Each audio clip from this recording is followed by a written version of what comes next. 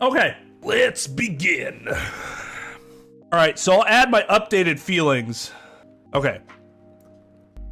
Hiro's the most worthless character of any game or movie or book or television show, any work of fiction I have ever seen. You can remove him and nothing changes. He adds nothing. They add him to the anime and you think, oh man, here's his chance to finally be fucking useful. What does he do in the anime? Fucking worthless. You could have taken him out of the anime and again, nothing would have changed. I thought there was that one scene towards the end. I'm like, oh, well, maybe if he doesn't go there, then maybe, but then Byakuya did it anyways. I think it was Byakuya. And I'm like, oh, okay, so Hiro was fucking, you didn't even need him there. You didn't need him there.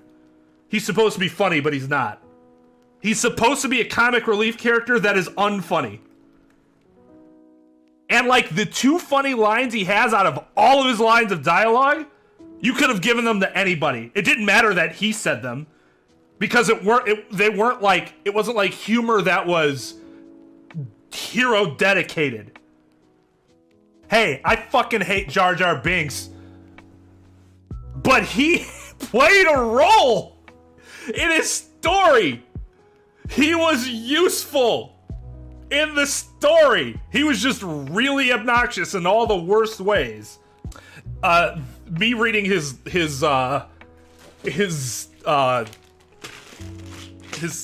story on stream is going to be it's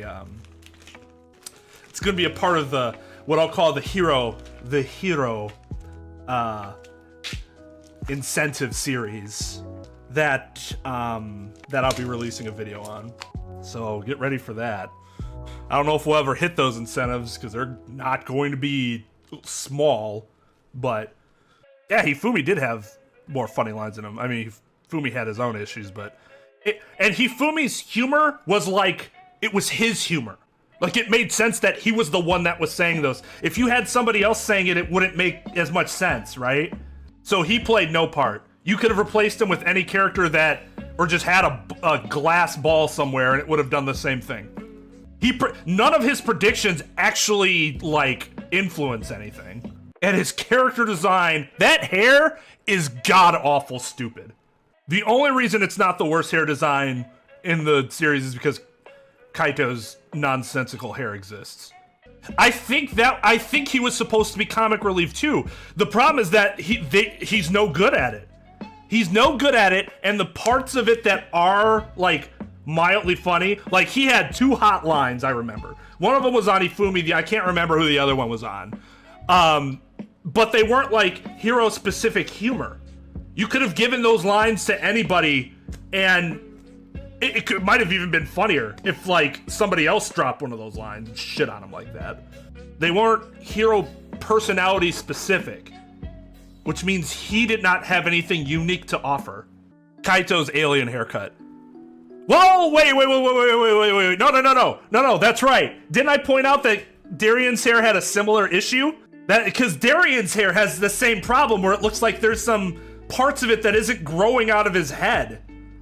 I'd have to look at it again, but if I'm remembering it correctly, then I dislike Kaito's hair less. A, because purple's my favorite color, so at least it has that going for it. And two, it doesn't look like a penis. I hate that fucking dumbass hairstyle.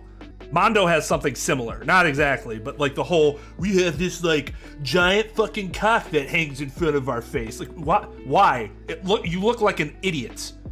And it's in a lot of anime, because it's like I don't know, they like the old 50s greaser look. I'm like, yeah, they look like idiots too.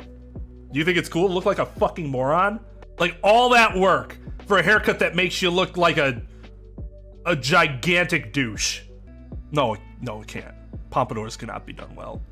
See, I never thought it was standard cool anime. Even when, first time I saw it, I didn't necessarily notice the thing that I was talking, the biggest problem with it initially, but I did not like it when I first saw it. And all those characters had like comedy done well within their character. It's not like somebody else could do the Gundam comedy. So no one else could have done the Mew comedy. That's like theirs. Oh sure, there's absolutely worthless people like that in real life. I don't want them in my game. I don't play a game so that I can be reminded of those people. Okay. So this is reserved for him. This guy's a fucking pedophile. He is an awful person. There's nothing compelling about him. Like, when we find out what happened with Monica, I actually felt more bad for her than I did for him. He just sounds like a complete piece of shit. Aside from Hiro, the worst character in the entire series. Well, I don't tend to put many characters lower than admitted pedophiles, personally, but is he interesting though? He's more interesting than Hiro, but that's just barely. That's just barely. And it's mostly because of Monica, not even because of anything particularly interesting about him. Yeah, who says that? There are some things about characters that you just, unless they're supposed to be openly disgustingly bad, that should not be a character attribute for them.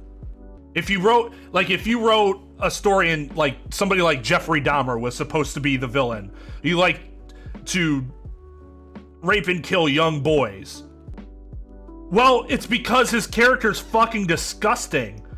We're not supposed to think there's any like gray area in it because the game pretty much otherwise presents Toa as somebody that like is supposed to be gray. He's not just supposed to be evil. But if you give them that attribute, they have to be evil. They can't be anything else. Otherwise, it's a gigantic miscalculation on the part of the writers. I don't enjoy pedophile characters that are presented to me as, oh, they're not that bad. Once I find that out, everything about you is just absolute trash. And if you're not being presented to me as absolute trash, then your character was written really poorly. Why would he say that? Why would he say it that way? That would be his way of getting somebody. Like, are you serious? Do you think a reasonable person does that? Nobody in their right fucking mind, which again, we're being led to believe that Toa isn't really, like, he's supposed to be a relatively normal character in that he's both bad and good. He has some moral ambiguity to him. Who in their right fucking mind is going to tell somebody to get them away from him? Oh, sorry, I like young children. Nobody, because nobody jokes about that, because it's not funny. It's not funny, and people will call the police on you. The only reason it doesn't happen here is because there's no police to be called. There are other ways to do that to get her off of you sufficiently without painting yourself as a pedophile. If you don't think the game was trying to present him initially, at least, we find out he's crazy later. He's losing it. But if you don't think the game wasn't trying to present him as a rational human being early on, then I think you missed the point. You're not supposed to be with him, like, going through that facility thinking he was batshit insane. I think you really misunderstood the presentation of his character, if that's the case. Yeah, he was. He was ruined with one line. It was that bad. It was that bad. It's one thing to be contrarian about some things, but it's getting to the point where it's kind of awkward. Is it a fact? I guess I don't really know when he lost his mind. I know he's being presented as a reasonable person there. And if the game's presenting somebody as a reasonable person, and that part of it is, we can find out later that he was out of his mind. But if that tidbit gets put into a part in which you are still supposed to believe that he's a reasonable person, it doesn't matter that he later gets revealed to be a psychopath. Because that alone should have told you that he was a psychopath. Once that happened, I'm like, this guy's a fucking psycho.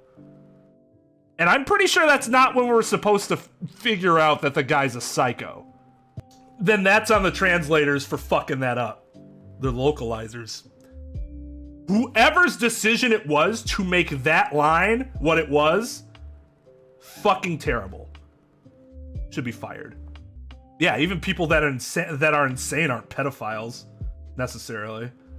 Like that's just what it is. The game presents it to you, and then you're supposed to be like, oh, ha ha ha. No, that's not okay. Just god awful. What a fuck. That was whoever did that. Whoever wrote that line, whether it be the original Japanese line or the localization team that fucked it up, they needed to be fired. If that's not what it was supposed to mean. If that wasn't the intent and they made that the intent, fired. Yeah, that's what I was saying. When we heard about the whole dynamic between Monika and him, as bad as Monika was for the whole game, I felt more bad for her. Because she was presented as the psychopath and he was presented as the reasonable person.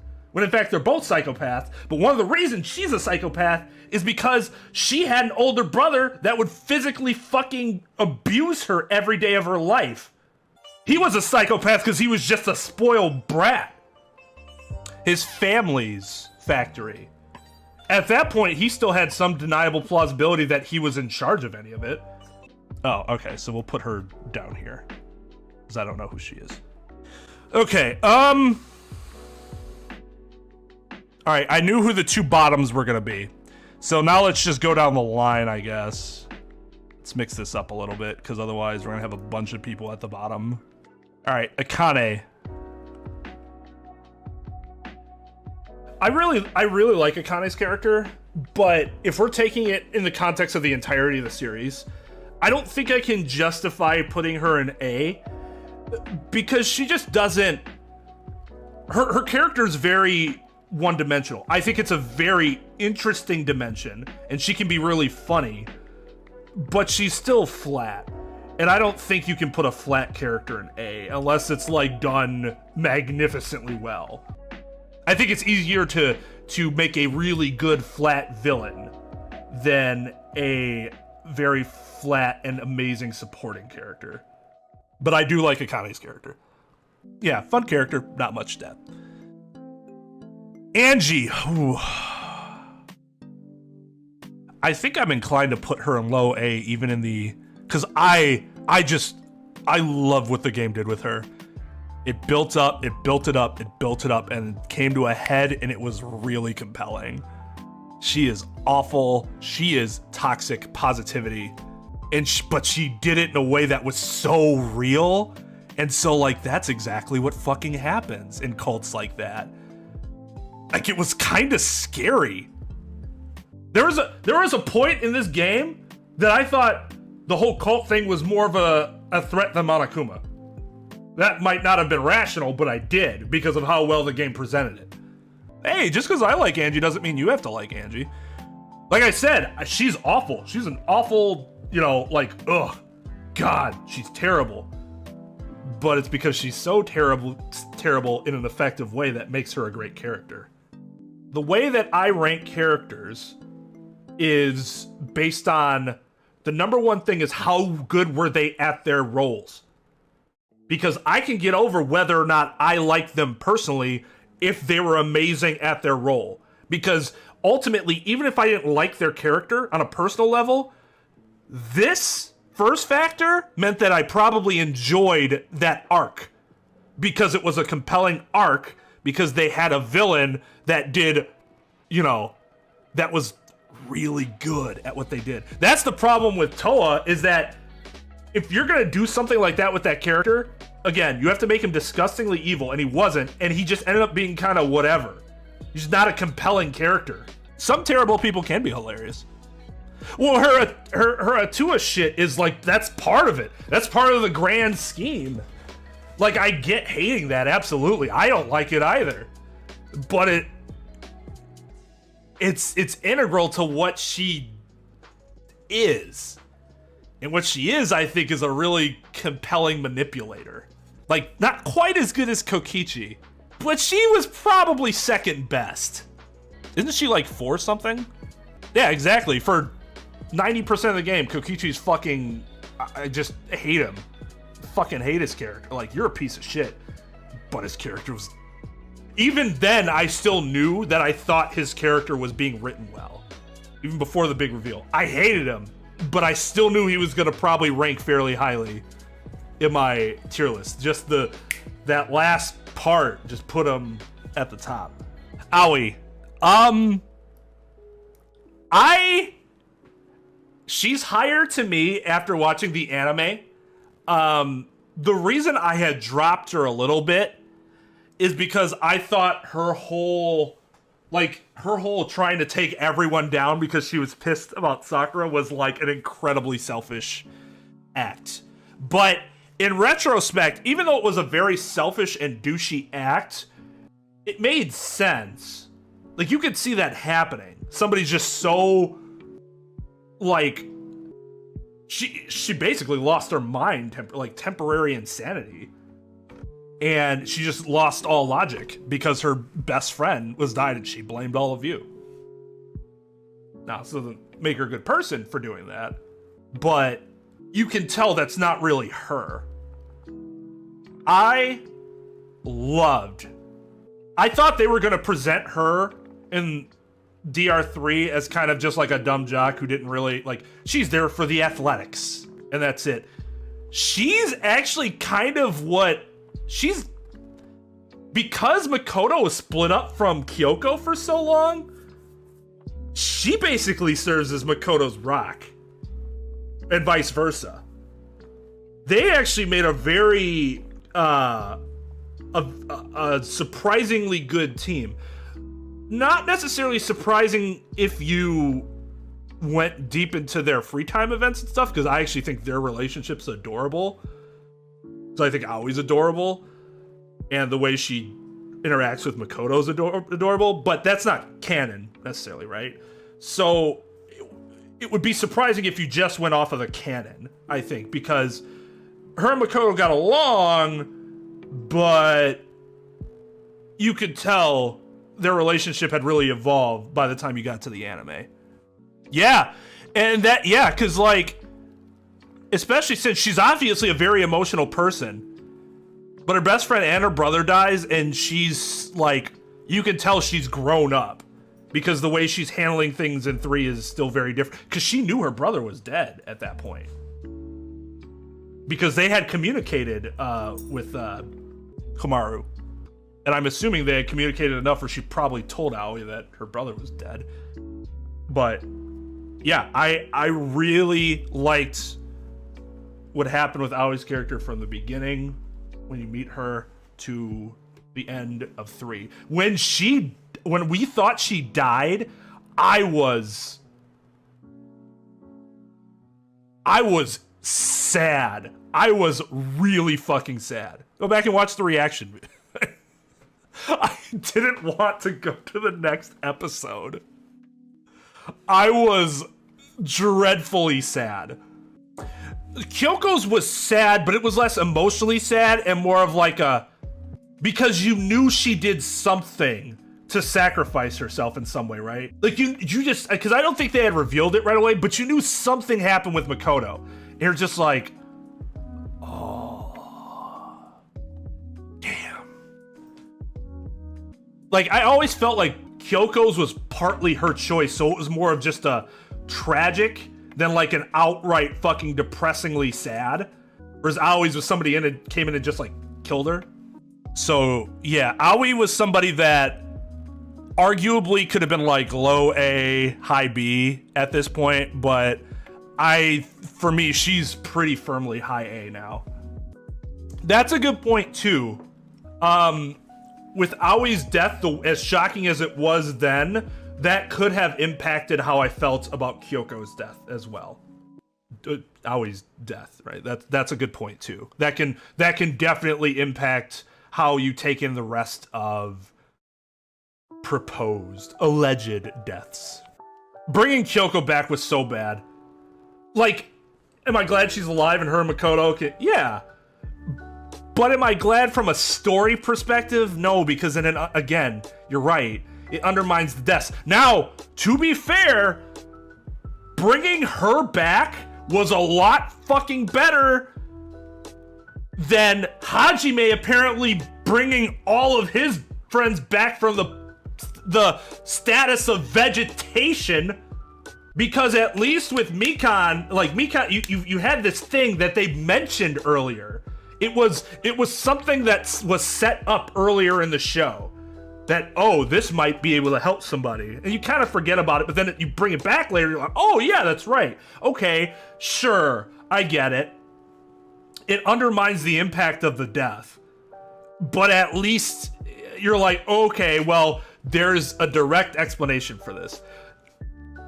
Now, the explanation for Hajime is he is basically a demigod at this point. And we have to assume he's capable of everything. Do you just see, though, how that's less satisfying? It's not wrong, necessarily. But it's significantly less satisfying. And basically none of the impact of DR2 mattered. Oh, I'm not sure if it was confirmed or not. I'm just saying that that's the only thing that makes sense. How else would that have happened? Makoto and the rest of them never mentioned anything about being able to bring them back. They left. I do think bringing an entire cast back is cheap. Yes.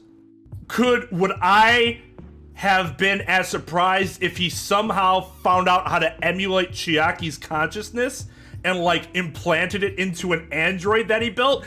That would have been like less of a "are you fucking kidding me" than what happened with all of them suddenly being like, hey, we're back. Because like there's something a little more tangible about that, I guess. That doesn't even make sense. How do you just bring a brain back from being a vegetable? No, I don't agree. I don't disagree with that. It was still cool to see everybody do what they did.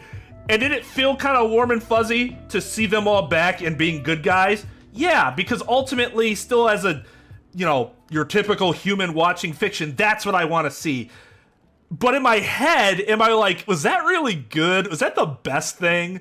Probably not. You probably should have left most of the ones who are dead, and the story would have been more meaningful to me. Because now their deaths don't mean as much to me, because who cares? They come back anyways. I feel like 2's replayability is Niz now. Why would I care? They don't really die. They come back. They did it fast! They had just caught Makoto after he had just helped them. There wasn't, yeah, like you said, there wasn't much time between the events of the anime and 2. Oh, man. I forget her name. What's her name? She was a gigantic bitch, but she was pretty good at being a gigantic bitch, so we'll put her in C tier. She just didn't really have any depth to her, other than, you know, she was a cowardly gigantic bitch. Ruruka. I don't find anything particularly interesting about her design, except that it does match kind of her talent, I guess? That's how I would expect the ultimate, was she confectionist or something like that? That's how I would expect them to look. Confectioner. Oh, I agree. And I still thought the interaction between her and What's-Her-Face was interesting. It's just that her character didn't really, she was more just whiny and lacked depth than anything else.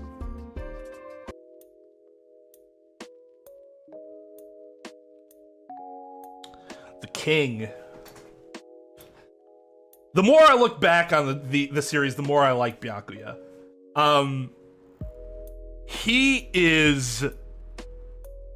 He fits his role so well.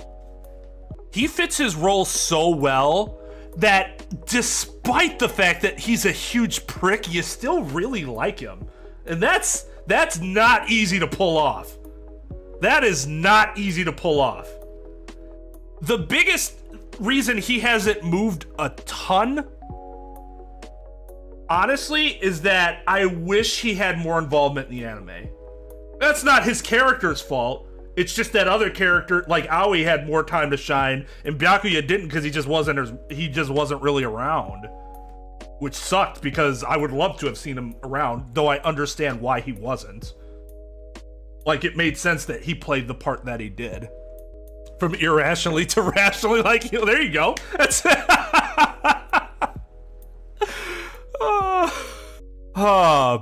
I was thinking about bumping him to S. Some of these might move by the end of the whole presentation, but for now I'm gonna put him here.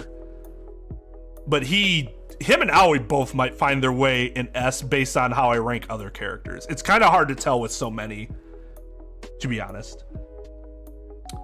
And the award for most disappointing character in all of Danganronpa is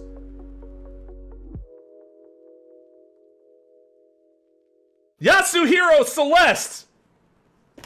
Or no, it's Hagakure Celeste, right? What's her real name? Hagakure something? Because Hifumi reveals it and we think it's Hiro, but it's not. It's Yasuhiro. Taiko Yasuhiro. Unsurprising now that we think about it that she shares a name with the fucking worst character in fiction.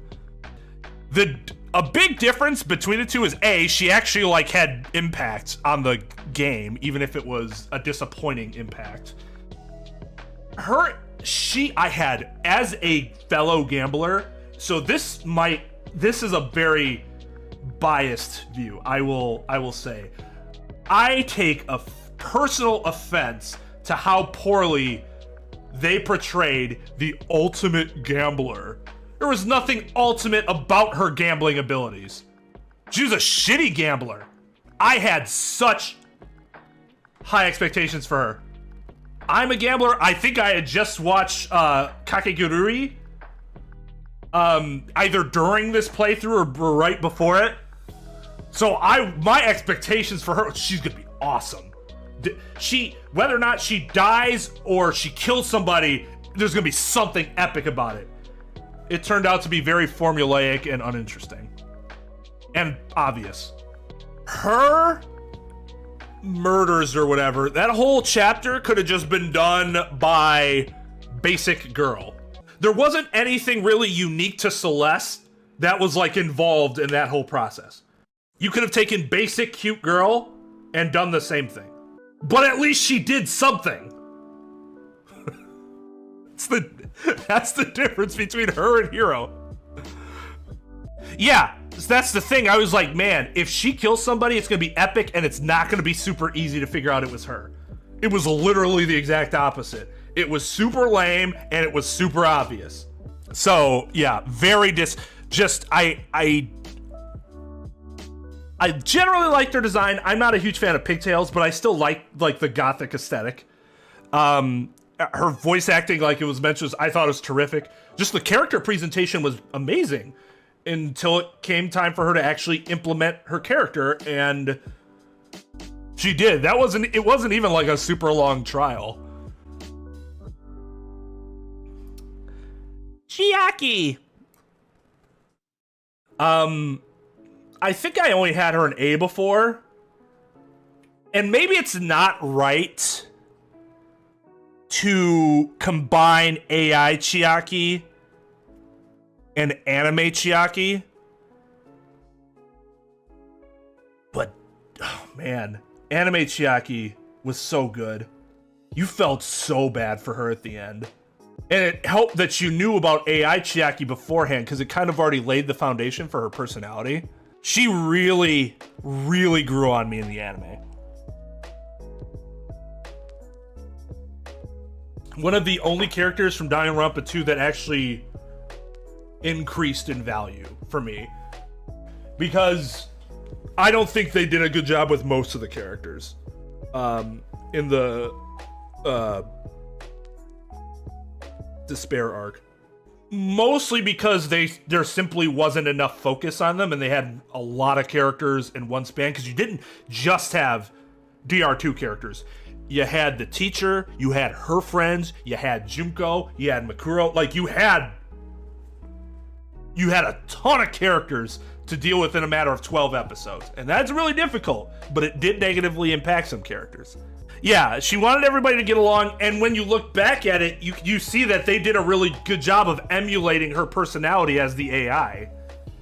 Because that's how she grew in the anime. God damn, her death was tragic. It was just sad. It kind of didn't make sense, because the part where she died didn't... She went through the door, and they were there, but then they weren't, and what? What was going on? That was weird. But still, it was, that death was impactful for me. I was so goddamn sad.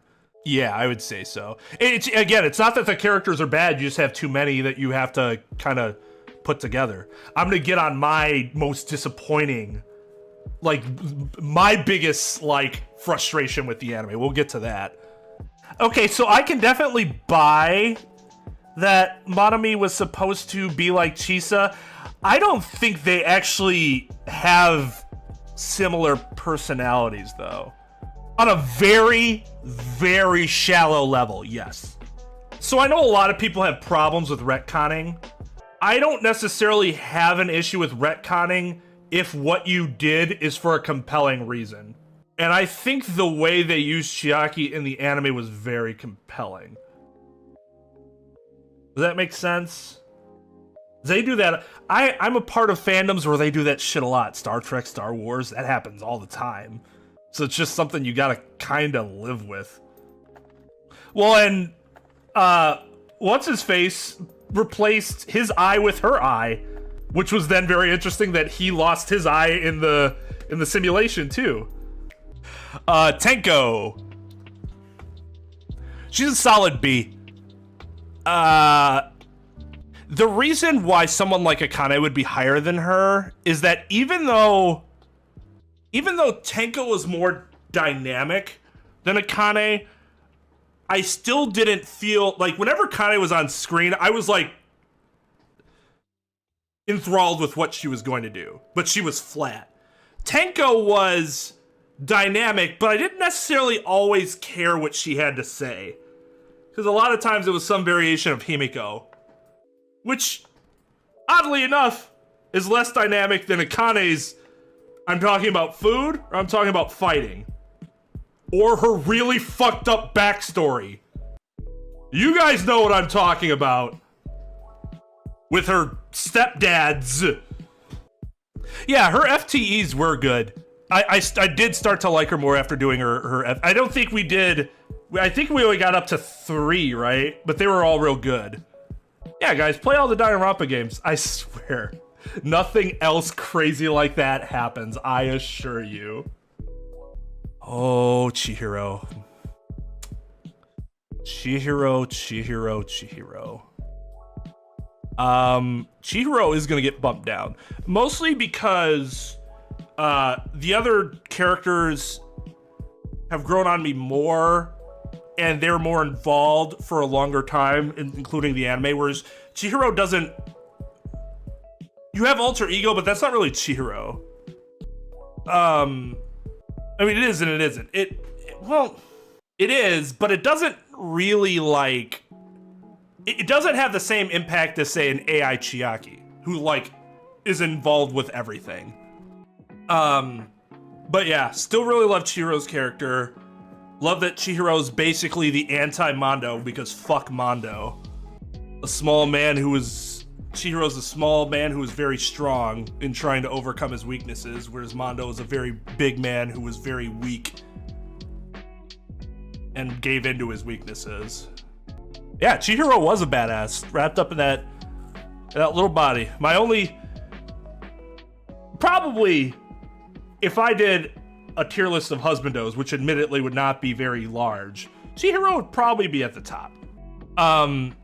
There was just something very compelling about the way they portray Chihiro's weakness, but even from the beginning, it's like the struggle and the overcoming, and hey, you overcame it, so now you're gonna die. That's tragic. But much like Kaede, Chihiro still has a very much of a long-term impact on things with his creation of alter ego. Nevermore. Chisa. I don't think I like Chisa as much as some other people do. She's a good character, but I thought her personality was kind of bland. There was nothing super interesting about her. Like, there was nothing bad about her, but nothing really interesting about her either. She was kind of very stereotypical anime caring teacher. So, like, sure, that works. It works within the, you know, the structure of the story. I just didn't find it very compelling. Okay, I don't even remember this guy's name. Is it a guy? Is it a girl? I guess it doesn't matter. What the fuck's its name? What's their name?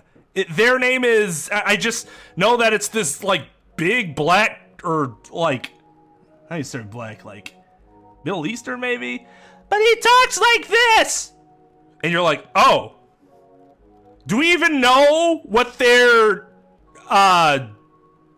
ultimate ability was? Daisuke Bandai. He died immediately. That's actually a cool, I like the name.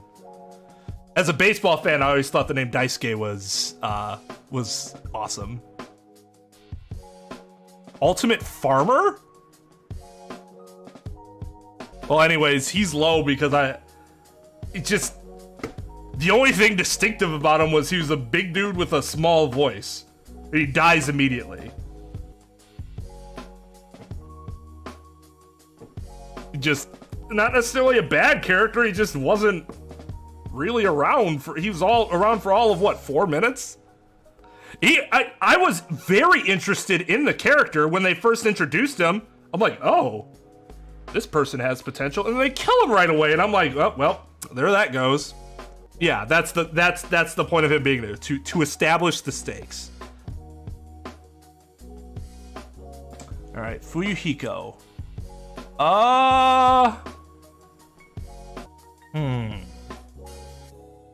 Here probably. I like Fuyuhiko's character a lot.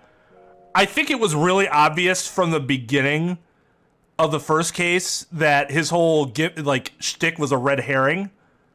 But then you find out in chapter 2, oh wait, it kind of was, but also not entirely, which throws you off. And then you see you learn about the relationship between him and Peiko and the tragedy behind that. You're like, holy shit. And then he becomes like, changes his way of life after that. Just, that's a good way of doing very quick character development in a very short turnaround. Drastic character development in a short turnaround. I think it was done very well with Fuyuhiko. Because she literally died in his arms protecting him. Although she thought she stabbed him. But he didn't die. But he didn't, no, it wasn't him that was stabbed, right? That is true. He kind of has a Maki issue going on where after the main turnaround point happens, they kind of start to fade in the background a little bit in favor of other characters coming to the forefront. I would agree that that's a similar issue with him, and that's why he can't be higher than A. But like Maki, I think he still makes a great enough impression that that an A rank is justified. I thought he was actually fairly, he wasn't what I expected in the anime. I thought he'd just be like shallow dick, but he really wasn't. He still had some, dynamics to him.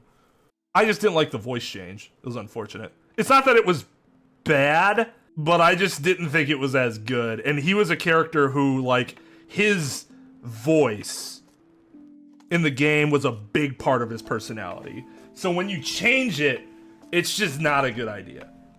It's just really interesting that some of these voice actors' voices got changed because a lot of them worked on stuff that production company works on. It was like weird, like why? Yeah, I think it was a good thing that he survived. Well, she thought she killed him, but obviously either way she didn't.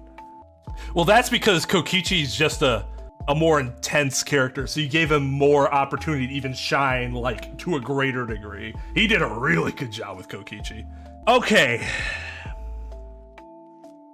I'm still not sure whether Toko and Genocide Jack should be placed in the same spot.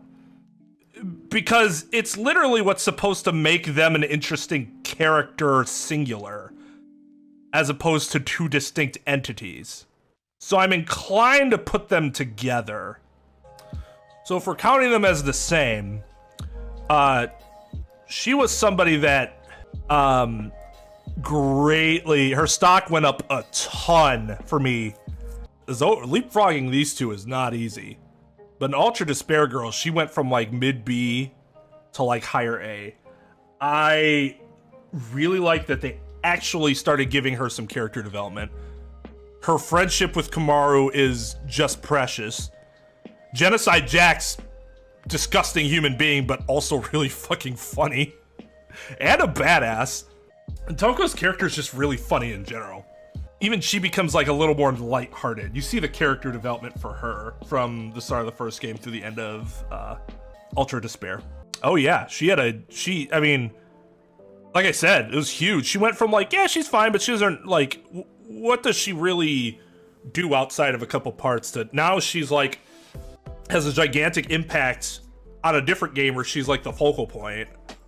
I love their dialogue together in Ultra Despair Girls. It's fantastic. I think they did a really good job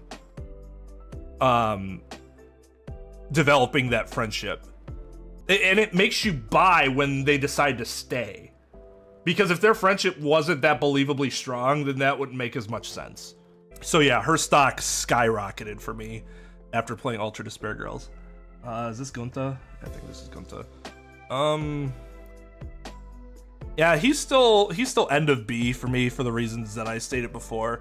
I still am not, I don't buy entirely what the game fed me at the end about what his character was capable of doing. It just didn't add up with how he's presented beforehand.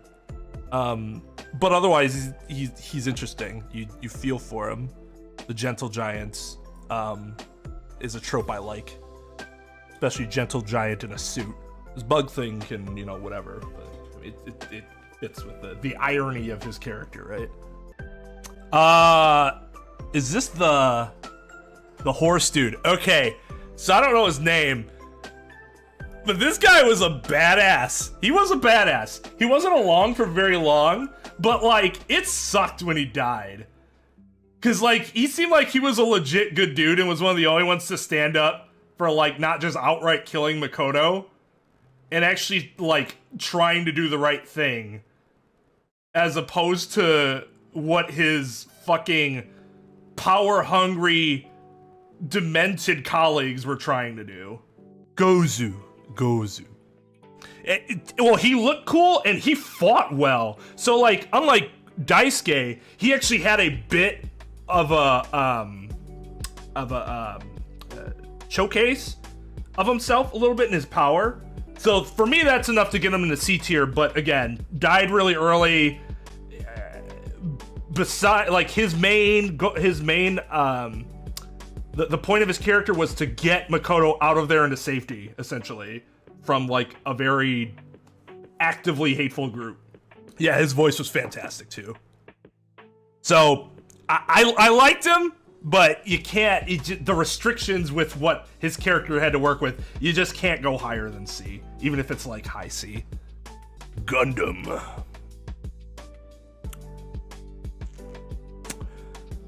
I like Gundam. He's funny, he's interesting, his hamster thing is cute, his relationship with Sonya is also really cute. Voice acting's amazing. I despised what he did at the end. I'm not gonna argue about it again, because I know we've already argued about this a million times. I think he was a gigantic piece of shit for what he did in the end, and it kind of didn't make sense for how they built his character. And I think that's I can't get that out of my mind. It's so bad. Actually, let's put him above Akane, because I think at least his character is a little more dynamic than hers is, and he was always very interesting to like hear talk about. Always interested in hearing what he had to say. It's not just that he was a killer, but I again go back to the point that he tried to get away with it, and for what? Pride? That's garbage. That's absolute garbage. Because it wasn't presented to me that pride was his number one priority throughout the game. At least I don't think so. And I always think pride's just a stupid fucking reason in general. Well, I'm gonna fight to the bitter end. Why? Because of pride? That's fucking stupid. You really care about Sonya, you turn yourself in. You say, I did it, and you die. You accept your death. You get everybody out. You go down as a martyr for that. You got everybody out of the funhouse. Save the woman that you really like. But instead, he fights and claws trying to fight it, and that's lame. It's lame for a character, the character of the stature that I thought he was. Doing it to push the others to survive and not give up is really stupid. Well, right. So if it's his conviction to survive, then it just makes him another selfish asshole. No different from any of the other people that have killed. That's a knock too. Either way, it's disappointing. It's sort of like Celeste, just not nearly to that magnitude, because he still delivers for the most part for the rest of his character. Okay, but here's the problem with that logic: is if his whole thing was, I want you guys to fight for it, but what if they fail? In the end, he just reveals himself? Then there were no stakes in the first place, and that's lame. That means there were no stakes during that trial. And if there were no stakes, that is bad. And then what? If there were stakes, he would have just let them die? That would be incredibly douchey on his part. That's why I don't buy that logic. It's bad. It's not that it doesn't make some amount of sense, it's that it's flawed. And following it that way would makes him a douche. I think that's sure. It's a win-win for him in a very selfish way. He should never be looking at that situation as I get to survive and everyone else dies as a win. Because what it tells me is I was really wrong about how noble your character was, because you're not. You're kind of just a dick. But he wasn't. The evil overlord thing was always a joke. The story doesn't present it to you as he's actually an evil overlord. We all knew it was a joke. So now he's gonna stick to his joke and be like, oh man, if you all die, ha ha ha, my joke fucked you. Not buying it. The arguments for what he did just aren't compelling. In terms of it makes sense. Or he's not really that bad a guy for doing it. No, he's a turd. If those are the reasons that he did it, he's a turd. And it's unfortunate because the game up until that point had not been presenting him as a turd to me. That I had any reason to expect him to do something so turdish. But yeah, he's a good character. The way his character went out is, I think, was awful.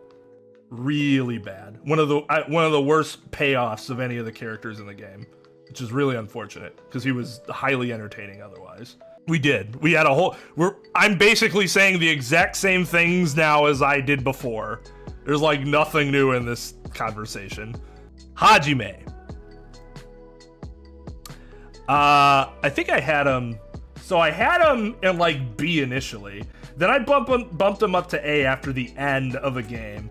And now after the anime, I bump him up to S because he is a significantly more interesting and dynamic personality now. Going from reserve corps student to giving up on everything and saying, just make me a new person, to being the ultimate everything, to going back to being not even a reserve corps student, but not knowing what he was, to being a reserve corps student, and then back to realizing that he was the ultimate everything, including kind of an evil asshole.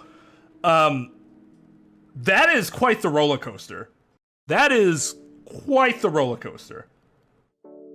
And I think the game and the anime does it in a very, very good fashion. His biggest issue is that they kind of just use his whole whatever as Deus Ex Machina to do some really stupid things. It's just like, well, because he's him. And you're like, are you kidding me?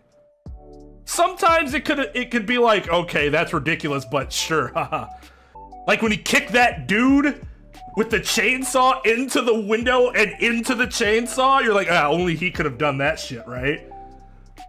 Probably calculate the angles and the force and everything he needed to do for that exact consequence to happen. He still got shot at anyway, somehow, even though I'm pretty sure that dude's head was severed from his body. He wasn't as fun as any. I think he's the least fun of all the protagonists. He's still good though, just in other ways. Yeah, I mean, I think that's the thing. I think all 4 of the games have very good protagonists. And it is impressive, because ensemble games like this, where you have a lot of different characters, it can be really easy to like kind of have the protagonist as almost the throwaway, because the main feature is all the rest of the characters, right? Hey, she was real to him, damn it. No, I'm not. Is he on here? Here, yeah. Oh, they're together. I'm rating them all as one person. Who, Izuru? He has no well, okay, he has a personality, but it's one thing. His personality is literally one phrase. Boring. Everything is boring. That's Izuru. So it's only like more interesting when in conjunction with Hajime. What the hell is this guy's name again? This is the computer guy, right?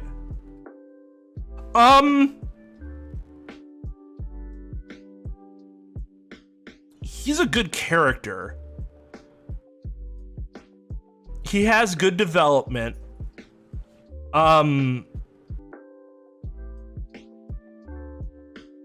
What are my problems with him? He has good development, but I find his personality to generally be pretty bland.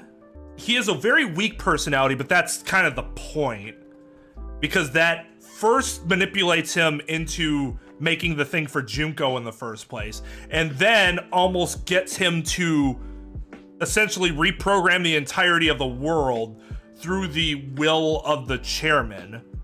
And then he finally overcomes that when he realizes basically the same thing's happening. You feel for him. But yeah, I guess the problem is I just don't find his personality to be very interesting. His design's kind of boring. The fucking imposter is better, is more interesting as him than he is. Which is kind of bad form on the imposter's part, right? You're not supposed to exceed, because then you're not really imposting them. Yeah, Komaru is also a protagonist. I said 4 games, including Komaru. Bitarai. Hifumi. You're better than her. He was another character. He served a role. His humor was it was very stereotypical, but it was funny. The way his arc finished was disappointingly obvious. Oh, he got simped into killing for a girl. Oh, wow. Wouldn't have guessed that. You know. Who the fuck is this? Who is this? Oh, from the anime, oh, I see. Well, that's a problem because I didn't remember her at all. But yeah, she had an impact. God, I just don't remember anything about her. Yeah, I don't. Maybe if I went back and watched again, I would feel differently. But I can't shake off how little I remember about her. Which, like, I guess that means she wasn't bad. But if we're talking about, like, not being very memorable, then we have to be consistent with, like, actually, you know what? You're here. You're here. Because you pissed me off. These 2 people at least didn't piss me off. She did something. She had impact. She was fucking terrible, but I don't remember anything about her. Also, I hate her design. Himiko! I'm kind of tempted to go here.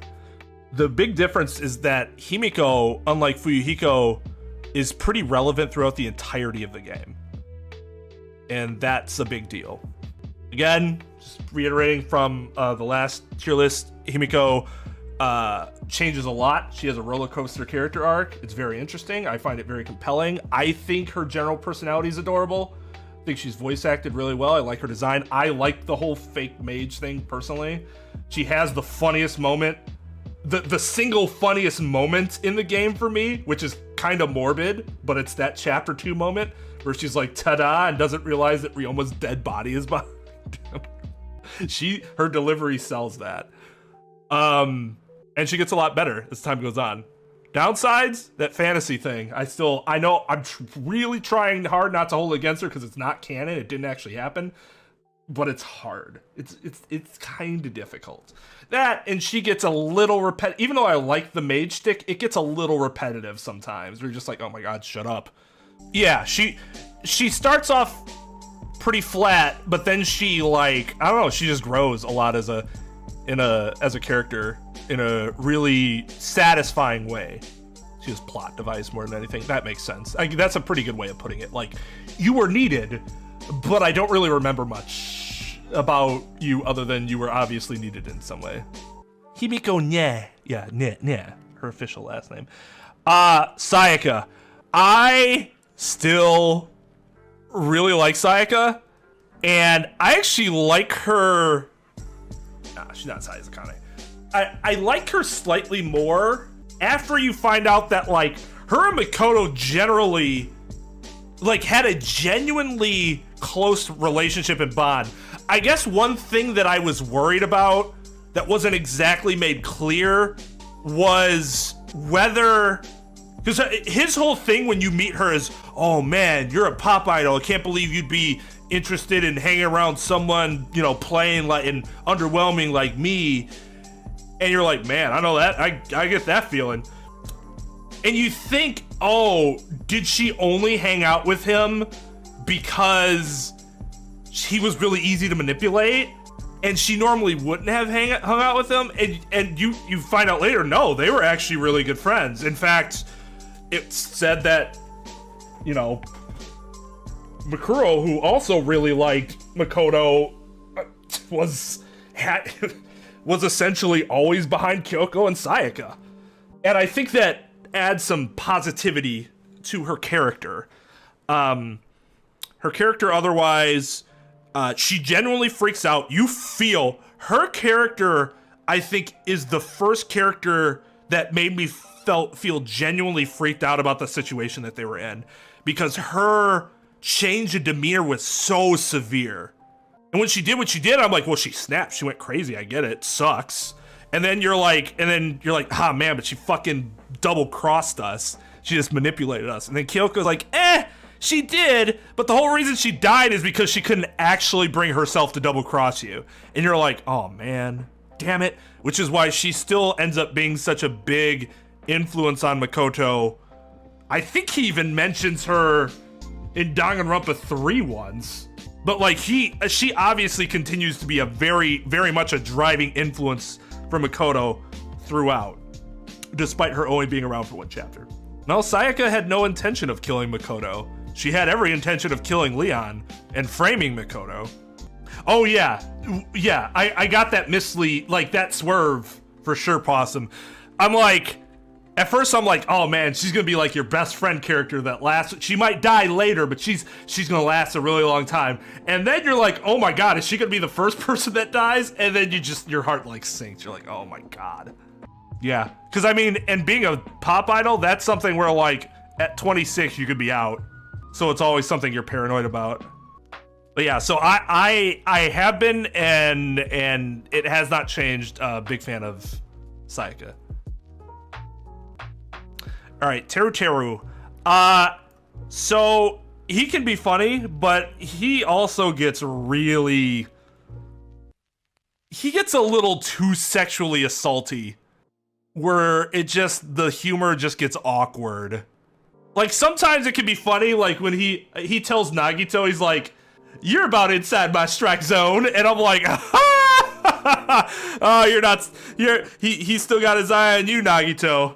Showing that Teru is a very open-minded person. But still just... it's really unfortunate how sexually assaulted he gets, because it kind of ruins his character for me. A bit much would be... yeah. He drugs Hajime? Oh my god. Wow, glad I did not engage in those free time events. At least in the anime, he gets smacked around a little bit. And you're like, yeah, you deserve that. MILF Agakure. So she's good. I like her design.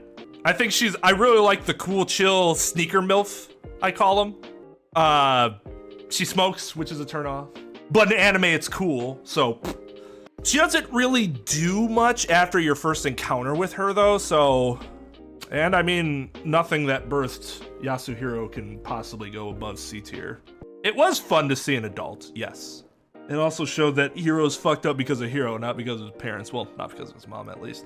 What the fuck was this bear's name? It was annoying. And it turned out that it was evil anyways, which was like, who cares? Shirokuma. And then, Kurokuma? Is the black one? Is that right? Yeah, okay. White and Shiro is white and Kuro is black. Yeah. But I guess she was fine. Yeah. She was there, I suppose. She wasn't actively annoying like Kurokuma was. Is this imposter? It is imposter. This is someone who gained a lot of ground for me. I think I had him in D at the end of 2. B really put a lot of his actions into... The anime put a lot of his actions into perspective, though. And it turns out dude's actually a really good guy who has his own feelings and emotions. He simply still plays the imposter, but it seems like he does it only when he wants to. It's not like he just does it with anybody and it's whatever. So I liked that kind of back character development that he got. Made him a lot more interesting to me. Oh yeah, because like you think it's just him being Byakuya, but then you find out about him later and you're like, oh no, that was kind of just him. I had him in F. Yeah. So he made a gigantic jump. Gigantic jump. Hiyoko. A big example of why lurching character development is a problem. She starts to get better and then does something to put herself 2 steps backwards. She should have been better, I think, than the game portrayed her. She actually was better in the anime than she was in the game. In terms of, yeah, she was still the same, but I thought she was just kind of a mean girl in the anime. In the game, I thought she was like just kind of a disgusting person. Because I don't know if it was the delivery or what, but instead of it being about insecurities, she just actually wanted other people to feel awful. Whereas again, in the anime, it didn't seem like it was as much like that. So she was lower C, I think, before. So she's probably gonna end up mid C. The anime bumped her up a little bit, but man, I do not like how the game portrayed her. Okay, now to me, the shining person of the second game who got absolutely dicked in the anime, and it was so disappointing. It was so disappointing. I don't know if I want to put her here. I mean, it dropped her below Chiaki. Part of that is that Chiaki rose so much, but part of Ibuki dropping is that they just did nothing with her. I don't think her new voice fit her at all. It like changed her personality. I was so disappointed with what they did with her in the anime. They just did nothing with her. She's basically like, oh yeah, that's the girl that likes rock. That's it. That was it. No, if that's how the Japanese voice fit, if that's how the Japanese voice was, I don't think that fits her personality at all. She's supposed to be, like, that dialogue is bubbly, and with that other voice, it just doesn't match.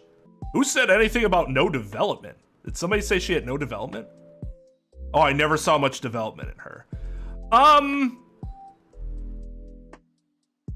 I think it was less so development and more so that you simply learn more about her over time, because she's actually similar to Koichi in the beginning, in that you don't really know how she really feels because she just acts kind of wonky.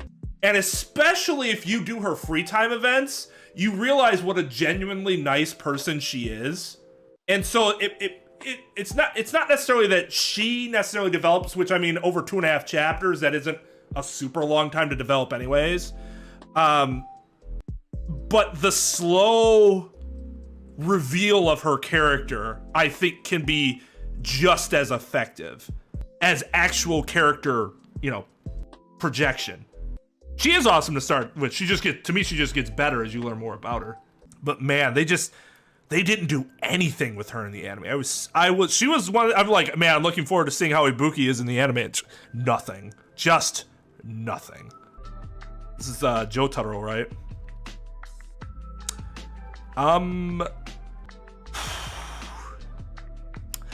I thought he was an effective villain. The reveal that he's actually not ugly underneath was not a surprise at all. I think that was really telegraphed. But I think it also adds a layer, a dynamic layer to him, and I probably have more sympathy for the kids than the average person just because of my job experience. And his character is kind of tragic in that, well, it's very tragic, but like, it just shows in a real life situation. Like, he thinks he's just this abomination of a child, and he's not. But if you keep getting told that you are by your parents, and that's how you're raised, you're gonna think so regardless of what the objective, like, truth is. And that's really sad. And that just fucking warps your mind. The personality did get a little grating at times, but I did like having one of the kids just being like a flat out fucking like straight jacket. This guy needs a straight jacket sort of thing.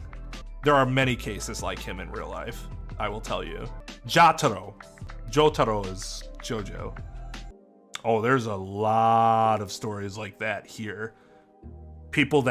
Parents that act really weird because their child is like a pageant winner or model or something like that, and they go way overboard in their control and manipulation of them. Ryoma, I put him above. Did I put him above Gunta? I don't remember. I did put him above Gunta. Okay, that's what I thought.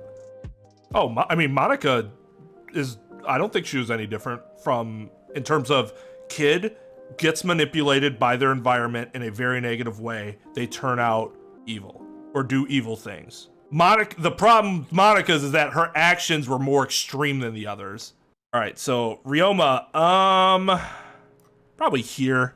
I had him above Gunta, and I probably still consider him higher than Chihiro the Imposter, just because I found Ryoma's character to be incredibly interesting from the get-go, and his change over a chapter and a half was really compelling. Just a character that really leaves an impression, despite the small stature. I love Junko. The character of Junko. Talk about a character with no character development. And I'm gonna tell you, this is how much I just love Junko's character in the first game. I did not want to see her come back in the second game. I thought that was lame, that they basically fell back onto her again. But I understand, it's because she's that good of a character. I hated what they did with her in the anime. Hated it. First of all, the whole brainwashing thing was fucking stupid. And the not showing any interaction with her classmates, I thought was a fucking travesty. Because I thought the whole reason that she picked out her classmates specifically for the games is that she saw herself as legitimately friends with them, and that killing them would actually bring her despair. I did still find her to be entertaining in the anime, despite how stupid that brainwashing plot was. And her, I was absolutely blown away by how entertaining I found her. Just cartoonishly, ridiculously insane. I don't consider her to be an objectively great villain or anything like that, but when you can make a ridiculous villain like that, like entertaining to that degree, I just have to tip my cap to you, because I don't think that's very easy. Von Karma, I think, is very similar. Now, Von Karma's motivations are more relatable, to be sure. So that's a big difference between the two. But Von Karma is another cartoonishly evil person who they're like, how over the top they are is why they're really good. Because if you understated them, like someone we know, then they're fucking boring, and who cares? It's lame. Tsumugi was lame, and that's what happens if you take Junko and made her understated. Suddenly she sucks.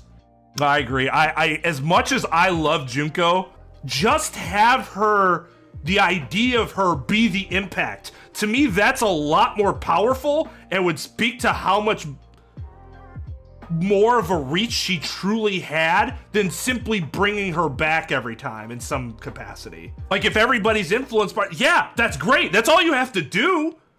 Like what they did with Monica. She wanted to be the next Junko. Yeah, sure, I buy it. That made sense. That plays up the power of Junko's character without her actually needing to be there. That's impressive. Wasn't her motive that that was literally the only way she could feel anything? Because she was so talented that she got so bored with life that despair was the only thing that ever made her feel like, I mean, not to bring up something that might trigger somebody, but I say this from experience. That even though like her thing is extreme, like Jesus Christ, that's the only way you feel something, so you go out of your way to make the entire world miserable, like that's ridiculous. But like, there is that feeling where you can get into a point where you don't feel anything, but only like very damaging, mutilating, self-destructive things give you feeling. And it sucks, but people will fall into it and keep doing it because feeling something is better than feeling nothing. But yeah, I'm actually not sure if I'm gonna keep her at high S. I might drop her below Hajime. I'm not 100% sure. We'll keep her there for now. Fuck this guy. What's his name?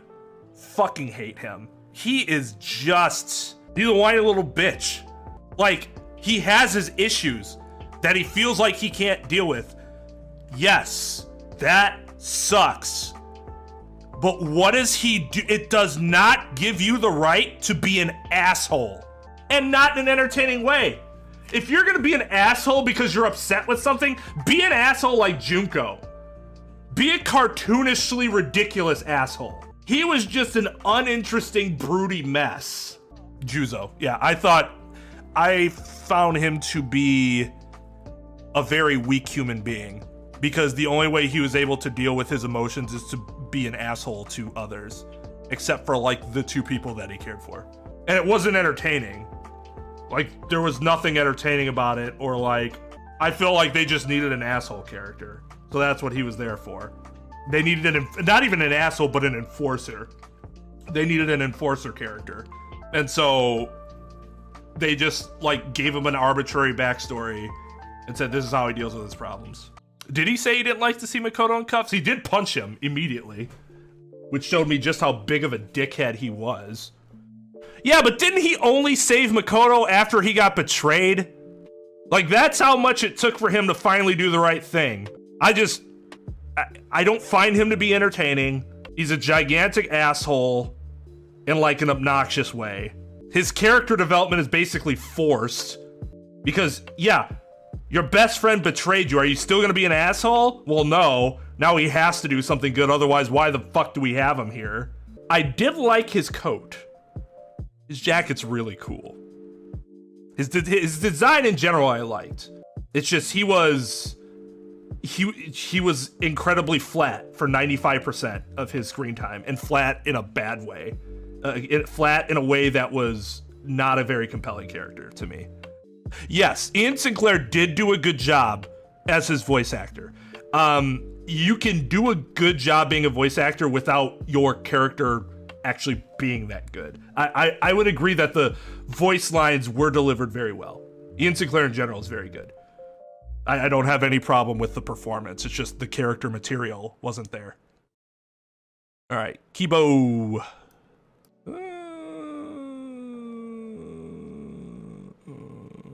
Oh, wait a second. Oh shit, hold on. Forgot I had Angie ahead of Himiko. Maybe I want him here then. Kibo. Kibo is here. Despite all the good stuff that happened with Kibo, the characters in front of him I think were a lot more memorable and left a much greater impact on me emotionally. Even though again, Kibo did they did a really good job finally building Kibo's character in the back half of the game. After the first half of the game, I think he was just filler. Not even filler. He was just a cardboard cutout that was there. Didn't really add anything, but he became very important in a good way at the end. Yeah, like his personality itself, it was more his functionality as a robot that was useful beforehand, but he himself was uninteresting. I don't like her design. I don't like Taro's design. He has stupid fucking hair. I guess I do like Toa's design. Kind of fits him, but like Celeste, I like her design except for her drills. I don't like her twin drills. This design's more interesting than good. It's kind of scary. But yeah, he's got some drip to him for sure. Okay, this is interesting. I'm kind of unsure about this one.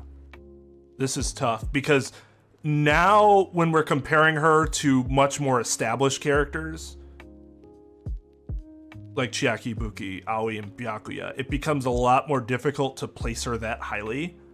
Just because, you know, as great as she is in that game, especially relative to the rest of the characters, when you start putting her up against also great characters that had a lot more time to develop in your mind, it's not as easy to simply put her towards the top of S-Class. Kaede, fantastic.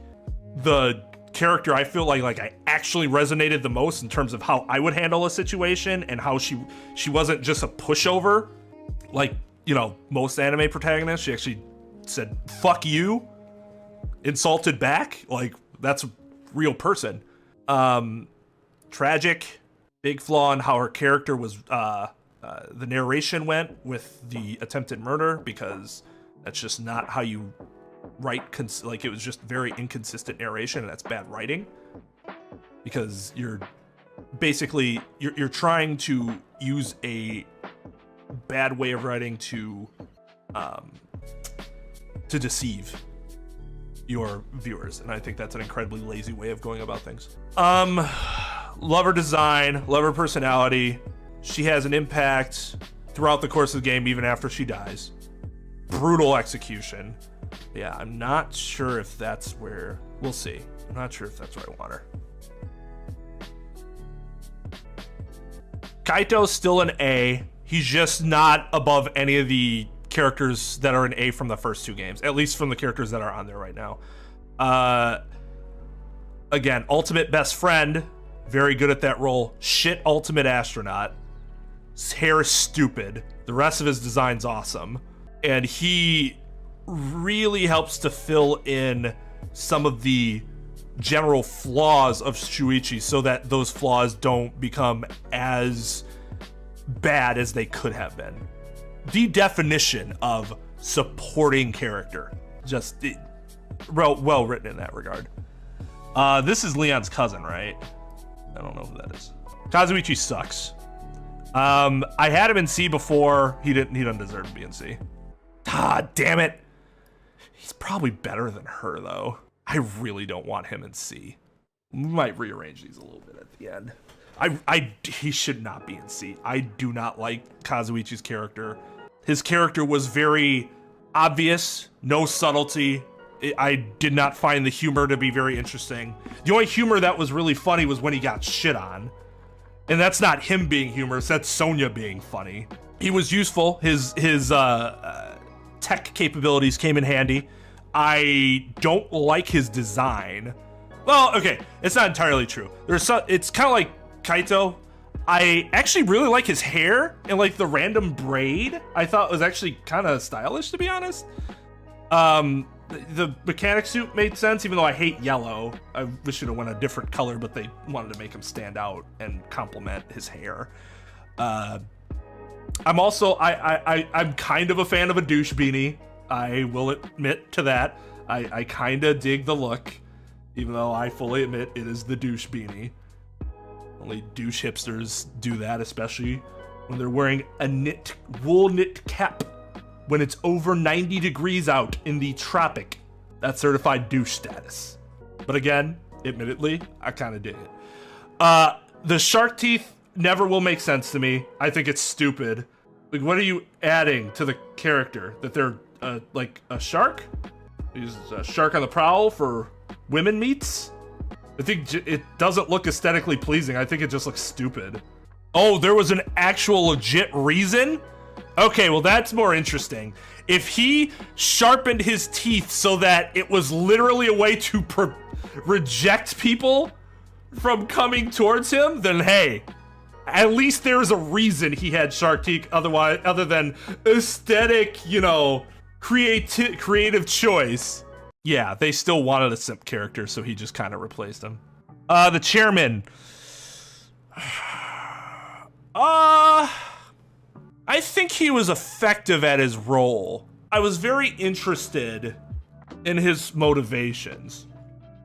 I think he played that powerful old man pretty well. He just wasn't around for all that long. His exchange with what's-his-fuck I thought was actually really cool. And he almost succeeded in his plan. Kirumi's there. Hey, much like I was saying before, like, I don't know, she's better than him, I guess. I had higher expectations for her.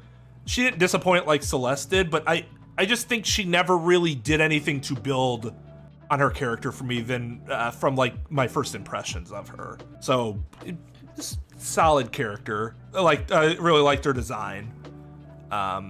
Motivation was kind of, I mean, it made sense, but it was also ridiculous at the same time. Like, sure, yeah, I get why you would do that if you were actually the secret prime minister of the country, but that was also stupid. Taka, still don't like Taka. Well, it's not that I dislike Taka. I just think he fulfilled his role. I found his thing with Mondo to be like the whole bro respect thing made sense, but I still have no idea what the fuck happened to him after Mondo died. We'll still put him above. He's still probably above Jotaro. He like I said, he fulfills his role fine. He just, I never really found anything entirely interesting about his character. Which, to be fair, I think his trope has that problem in general. They tend to be stiff characters, and that's what I think Taka is. Oh, I don't think Tengen was bad as a mastermind at all. He knew exactly how to... What the... I keep forgetting his name. He knew exactly how to manipulate him. How unnecessary complex the plan was bad, yeah. But if not for Hajime being a demigod, he wins. Tengen manipulates Ryota like perfectly. You know, he knows what Junko did. He basically does the same thing, but he gets him to think that he's doing the right thing this time. I thought that was masterful, but he probably could have done it in a less like circus-like fashion. I guess my problem with Tengen is that he's the old man leader, and he doesn't really do anything outside of that. His character isn't anything more than that. Okay, this was supposed to be the main teacher. He actually turned out to be really cool, and how he saves him, like he sacrifices himself to save Kyoko, so that his because he was like best friends with her dad, right? With Jean. Like, really spoke to their friendship. And I kind of like the fedora, the cool cat fedora character who's like, whatever, man, but actually he really does care. It's a tired trope, but I really like it personally. So despite him not getting a ton of screen time, I did really like him. Koichi? Yeah, I did enjoy his character. Kokichi, double S tier. Again, so good of a liar, you never had any fucking idea whether he's telling the truth or lying. That's pretty damn amazing. Voice acting was fantastic. Design's fantastic. You finding out that he's actually not like this purely evil dude and probably hated Monokuma more than anybody in the end was pretty amazing. His talents fitting in with him, with the thing being, the label being misleading but not really. All just really nuanced stuff, and I just loved it about him. Great character. Komaru. Komaru is actually probably my second favorite character in terms of how humorous she was. I thought Komaru was really funny. To me, she acted the most like her age in a lot of the circumstances. And I respected that they actually did that with the character. Now, I understand that it's probably because part of her thing is she's the younger sister of Makoto, so she's supposed to act younger and more mature than Makoto. But I thought she was adorable. I love how she shit on the kids. She shit on the kids so... Boosh! Like, hey, I can respect that. You dunk on those kids. Oh man, it probably has something to do with my expectations of her being virtually non-existent. Because I thought my initial expectation was her to be kind of a bland character, or not necessarily. No, she wouldn't be bland, but she would kind of just be a Makoto copy, and that would be bland to have two of the same. Fucking like. I was worried she wasn't gonna have a personality of her own. So I was very pleased with the way her character worked out. All right, Kyo, fuck you. You suck. Wait. Yep, that's Kyo. Yeah, his character Blue. It had potential. He had a good creepiness factor. His execution was horrible. Him killing the second person didn't make any fucking sense. He just did it just because. And then you find out, whoa, now you find out he's crazy. Except there was nothing to suggest that leading up to it other than he was kind of creepy. But you can be kind of creepy and not fucking crazy because you can just be awkward. But no, it turns out he had a split personality that we never hinted towards. Unless you do his free time events, which he was never interesting enough to do free time events with, for me, personally.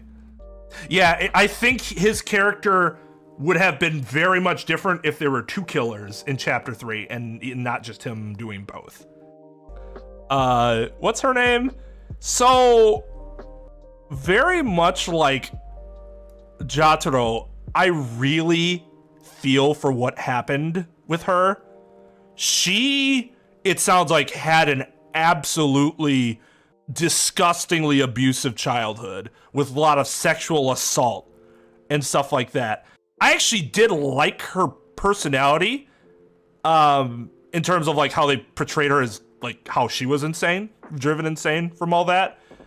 I think she also had the second most humanity behind Nagisa, because there were some times where it seems like she actually showed some amount of empathy, but you could tell that for her it was just all getting buried. The problem is she also had like the worst and most disgusting like interactions with Komaru. That whole scene with like the hands and stuff, like, oh God, that was rough. That was rough. So like empathy and sympathy for her, and also kind of like, thinking they did a good job of showing some amount of humanity with her, but then also having the worst fucking just, oh, why did you do that, game? I mean, she's playing out what she grew up to, but that doesn't make it okay, right? I'll put her here. I did like her design too. The other thing that gives you sympathy for the kids is how utterly terrified of Monica they were. Like, palpably terrified. Shirokuma, I still, like, why? Why was he a thing? I feel like they could have accomplished what they needed to without having terrible characters. He was just obnoxious. Honestly, his design's really cool. I love it. But he just went over the top. He was just fucking bad. And for most of the game, you're like, what's the fucking point of him being here? See, the problem though, Mike, is that I'm pretty sure it's implied that they sexually assaulted her. Not just an ass whooping sort of thing. Not just like a, you know, physical discipline sort of thing. But she was sexually abused many times. I would agree that the Monokubs are better than him. Well, except for Monophagy. I just cannot stand how fucking worthless. All right, now what the fuck's this guy's name? He was goddamn annoying. His motivations, he's bad Byakuya. What if you took Byakuya and made him unlikable? That's this guy. Munakata. I am not a fan of Munakata at all. The one thing I can say about him is at least he does come around at the end instead of being like so stubborn. So we're gonna put him here. But generally speaking, just fucking obnoxious. Hiyoko! Double S. Love her design. Just love how she operates. Makoto is who I wish I could be on the inside. Hiyoko is who I wish I could be on the outside, which also makes them an awesome dynamic. She's a badass. Love her backstory. Love her growth that she gets. Yeah, she's fucking awesome. Yeah, I think I think part of the issue, I honestly think part of the issue that I have with Shuichi being such a self-doubting person relative to his skill level is because Hiyoko kind of set a precedent early on, a really high bar, and that might be negatively affecting my my view of Shuichi. Maybe not. I'm just saying that might be a possibility because she's just everything about her was awesome. She had the same character arc as Maki. Didn't like her, loved her. Leon was just the only thing I like about Leon is I thought his design was cool. It was douchey but cool. The writing behind his murder was fucking stupid, or at least him getting rid of the evidence was fucking stupid and made no sense from a real world physics perspective, at least. Probably here. But I mean, he had a presence initially, I guess. He had his own distinct personality. He just didn't like him. Did not like him. Glad he died early. Mahiru. Mahiru is a character that I was disappointed with how early she died, because I liked her personality. That G's really would leave a mark, leaves an impression on you. I loved her design, and because of the way she was, her struggle was very palpable in chapter 2, like before she dies. You're like, wow, what the fuck's going on? She's normally not like this at all. And you've only been with her for one chapter. It's endearing how she like tries to take Hiyoko and like help her out, even though Hyoko's a gigantic dickhead. Some people, well, he knew how to okay, so he disposed of everything. It was just like, you saw it and you're like, there's no way. The odds of him being able to do that with a crumpled up collared shirt that is not wet at all, there's nothing to give it any weight, and be so precise through essentially prison bars 40 feet or whatever it was away into a little hole, basket or whatever. Oh, God, I remember how angry I was. I was worried that I was not gonna like the rest of the games after that bullshit explanation at the end of case 1 in game 1. Yeah, I don't blame the 11037. That was made for a Japanese audience. I get it. I don't hold that against the creators. For us, it's going to be obvious. Well, Kaede wasn't a killer. And the only reason she attempted to kill somebody was to kill the mastermind specifically, not for a selfish, I just want to get out of here reason, like Leon did, like Sayaka did. Sayako's attempted murder, like Taro did. Lucky! Ooh, this is tough. Probably more than Komaru. This is actually, I'm not sure. You know what? Fuck it. I like Komaru a lot, and I'm not afraid to scream it. But I also like Maki a lot. Maki, same character arc as Hiyoko in terms of I didn't like her. She's cold bitch. Gets, you know, she feels more of herself. You like her a lot more, and you end up loving her in the end. Loved her design. Loved her humor. Her talent was very relevant and pretty badass when she would actually like utilize it. Her backstory was tragic. I liked that she was an assassin but didn't really like being an assassin. Just very good character. Her problem is that she kind of, after her character arc sort of hit its climax, she kind of faded into the back to give room for Kibo and Himiko to take more center stage at the end, because they went from like, well, Himiko was there. Himiko like had a presence. Kibo had like no presence. To now both of them having major presences. Still think Makoto's the tits. I just look at him, I'm like, man, I wish I could be like you. It's how you overcome adversity. I think his design's cool. I love the hoodie like uniform look. I don't know. Like his face and hair aren't like super interesting, but I think his whole look is great. I very much enjoyed his interactions with characters, even though he wasn't as spunky as like Kaede was. I just thought he made an awesome protagonist. Probably the most unrealistic of the protagonists, but not because he isn't flawed. He's definitely flawed.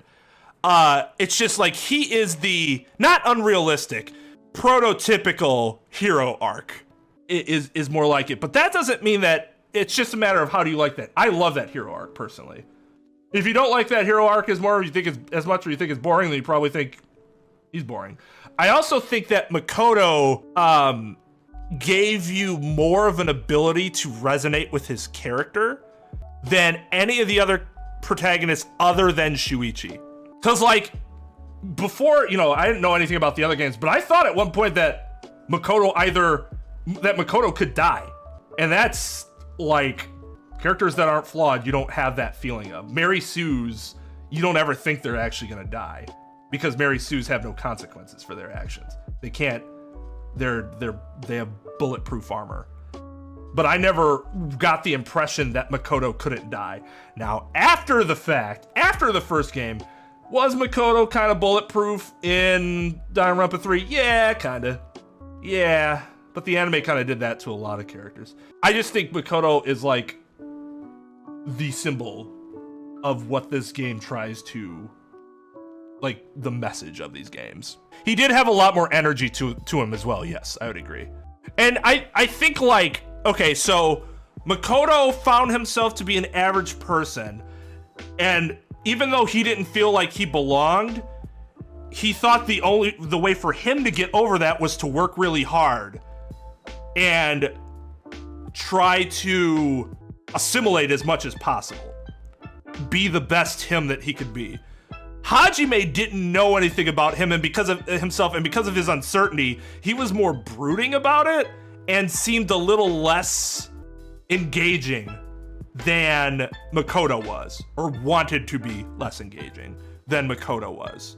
Shuichi was very engaging because he thought so lowly of himself that he basically thought he had to rely on other people. His was a matter of dependence, too much dependence, in my opinion. Kaede, I honestly think, is the best balance of them all, but she's only around for a chapter. And then Komaru, doesn't really have a similar dynamic to the others. Her dynamic's a lot different because it's just her and Toko, as opposed to, you know, Komaru is more like, if I don't do this, I'm going to die. A little more straightforward. I had blind faith in Chiaki. That's the character I had blind faith in. The boss, hero, whatever the fuck his name was. He was fine. He played like that character fine. Nah. His issue is that he's around less, so you get a little less development from him. So he's probably like here. Go put him here. I like Hifumi more than him. This is the computer girl. Now, she was actually controlled by Monica, right? She had actually died before the series started. Cause like, how do I rank her? Oh God, I'll get to Monica. Okay, the personality that she tried to emulate, I actually thought was really humorous and kind of cute in that awkward way. I guess the big issue is it wasn't really her, and then the fake version gets fragged. But I generally like it was kind of fun having her around. That's more than I can say about anybody in the C tier. Mikan. Probably here?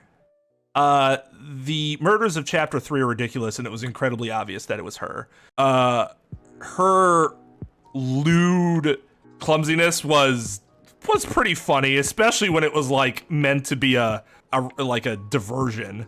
Her character got a bit grating at just how helpless she appeared to be, but I did like her character overall, and it was good to see her like get over all of that by the end of the third anime. That was one of the characters where I was like, okay, good for you. I'm glad you were able to get yourself out of that pit that you had dug yourself into. Yeah, you really do. You sympathize with her, with how shitty she gets treated by Hiyoko, and even going back to high school. Funniest character in all the games. High S. God. I don't think there's anything about her that deserves to be an S, unless you like whiny characters. Miu's the funniest fucking character in the entire series. She's hilarious. I love her design. I love that she has this dichotomy of being overly confident, but it's arrogance because she's actually incredibly insecure, where she's like probably the greatest inventor fucking ever, or could be at least, but she's so obsessed with sex that all her inventions end up having nothing to do with anything but sex acts, or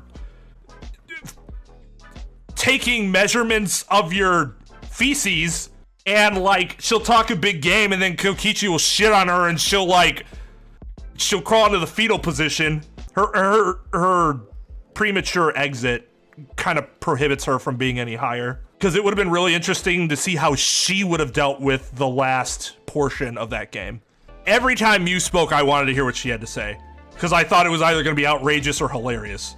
It's so funny that they tried to make a character, like they intentionally tried to make a character that everybody would hate, and then everybody loves her. Whoops. Monica. Monica was a great villain. She was disgustingly evil. She was a disgusting person, but we were supposed to think she was disgusting. That's what made her a compelling villain and made us want to destroy her. That means she was effective. Did they go a little overboard with some things? Yes. For example, her pupils are swastikas. Why the hell would her pupils need to be swastikas? And then, for absolutely no fucking reason at all, they destroy her character in the anime. Why even have that part? She literally just says, I'm bored, she leaves. I thought it was like, I kept thinking it was gonna be some like big brained like move. No, she just was sitting in space, doing nothing in her truck. So disappointing. They wrecked her character. Absolutely wrecked her character in the anime. She is a very effective, disgusting villain. Despite everything she does too, you still kind of sympathize with her when you find out how much this shithead traumatized her when she was a kid, including breaking her legs. I see, for me, payoffs matter a lot for me. And if your payoff is Celeste level disappointing, then Celeste could be bumped down from B all the way to D. Now Monica's was bad, but she also had an earlier payoff that still keeps her up there. But man, what they did with her character, the last you see her, it's absolutely dog shit. Mondo fucking sucks. Fucking sucks. Mondo is stereotypical tough guy who isn't really a tough guy. It's uninteresting. It's boring to me. He's a garbage individual who took care of a very physically weak person when he thought his penis size was being challenged. His design is awful. And honestly, like even his execution I thought was underwhelming. The Mondo butter thing is funny, but like he just drove the motorcycle so fast that he became butter. Okay. He's just an uninteresting prick to me.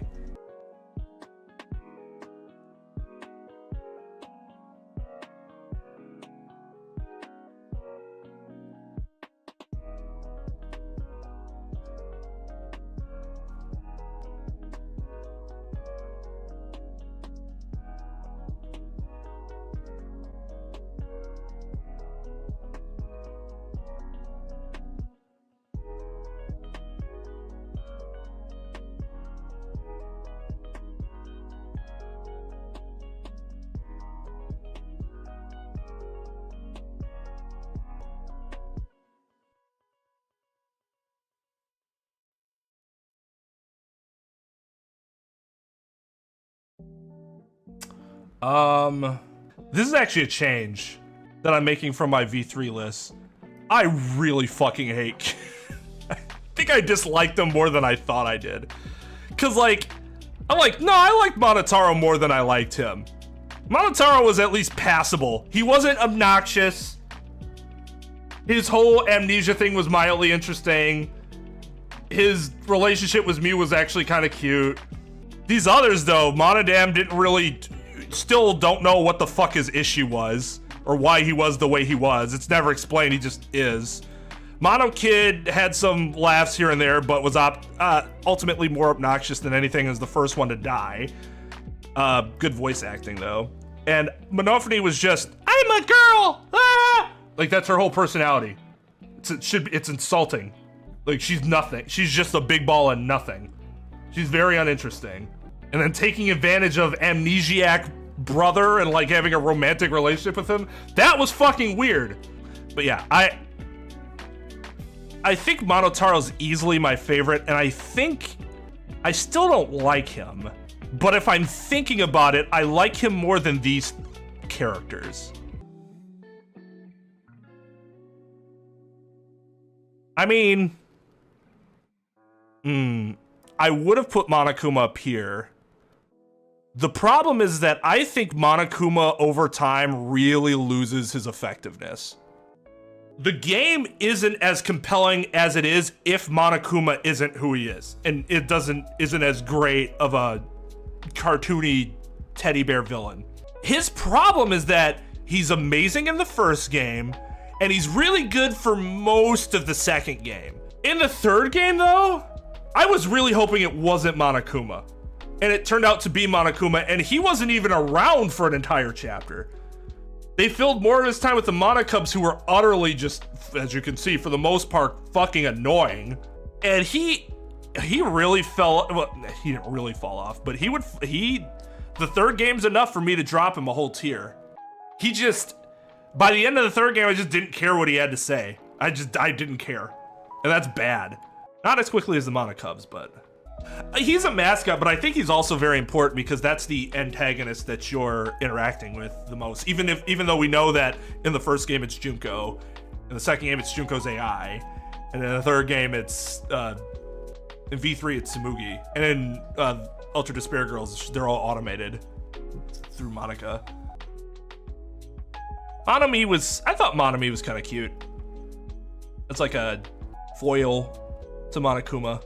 I was actually kind of interested in her story. It didn't turn out to be really anything all that interesting, unfortunately, but like I was still interested in it. Be like here. I felt bad for her when she got bullied. Seemed like she genuinely wanted to help you, like struggled for it. So yeah, I'd say she's a B. Monosuke, I think I had Monosuke higher than the others, which I think I still, yeah, agree with. Crow, oh. Man, I wish they did more with her. I really like her character. Her free time events are kind of endearing, especially when you find out like that she has, despite her supposedly being this cold killer, she like genuinely has feelings for Makoto. And you like realize that her whole life, it's kind of like these kids, in that her life is the way it is because she's basically been, you know, programmed that way. Abusive family. Just the idea of somebody being nice to her doesn't even occur to her as something that could happen. Her death made sense, especially in retrospect, that Junko would do that. I also really, really, really like the alternate reality fanfiction. Well, not fanfiction, because it's written by the alternate reality story where Makuro survives and Makoto saves her. I really like that story. And it's probably not correct to tie that in with her character, but it still takes the basic building blocks of her character. The situation just plays out differently. I don't know where I put her here, probably. Yeah. It like, if I read Danganronpa 0, it would just be to get more Makuro backstory. Nagito was a really good character. His backstory was tragic and something that not to his extent, but I kind of understood. Overworked kid. But the fact that he was still able to see like the difference between right and wrong and knew that they couldn't keep doing what they were doing, and his ability to break through that made him a really strong character. Probably here. But yeah, I liked his character. They just don't really do anything with him later. And he didn't have, I like his character, but he didn't have that much of an impact where he would be A or higher.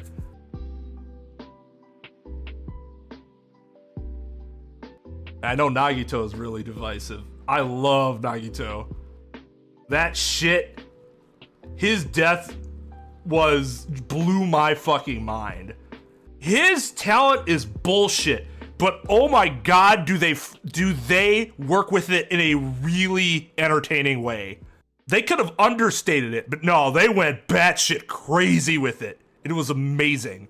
One thing that keeps him from being the best is something that was talked about in Discord recently.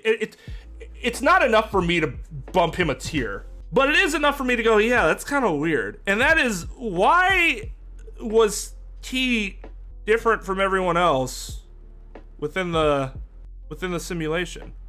I guess Mikan had that issue too, right? Didn't she get her memories back? But it was strange. There's like this debate about like why he was the way he was versus everyone else. Because he kind of got into his bring despair to let hope shine through sort of thing.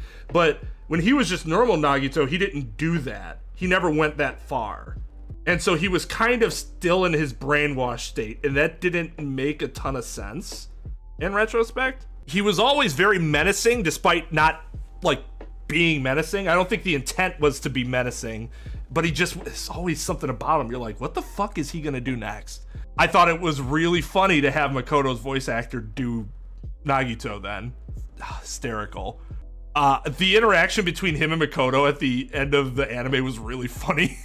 You're like, yes, that needed to happen. Thank you. But he's very similar to Kokichi in that you don't know until the end exactly what his true nature is. And that's because the writing's really good at making him kind of ambiguous as to, is he good? Is he bad? Is he not either? Is he trustworthy? Is he not? He was serious about revealing that the traitor, and he gave his life up for it. So to a certain extent, he definitely believed in his friends, but he was also went about things in the absolute extreme ways. But I like how twisted Nagito was. Yeah, because that's not really his wheelhouse normally. It's more like the Makoto. But yeah, I thought he did a really good job. This is Fuyuhiko's sister, right? I thought I would hate her character. I actually didn't mind her character. I actually felt bad for her before she died. Like I don't know. I honestly don't know what it is because I haven't thought about it a ton. But I ended up having a lot more sympathy for her character than I thought I would, considering it seemed like she was just kind of a gigantic bitch initially. But I don't know. I something about her was like you felt bad for her. Yeah, surprising amount of depth I think would be correct. Nekomaru was good. Mekamaru was also funny, and I consider him to be the same being.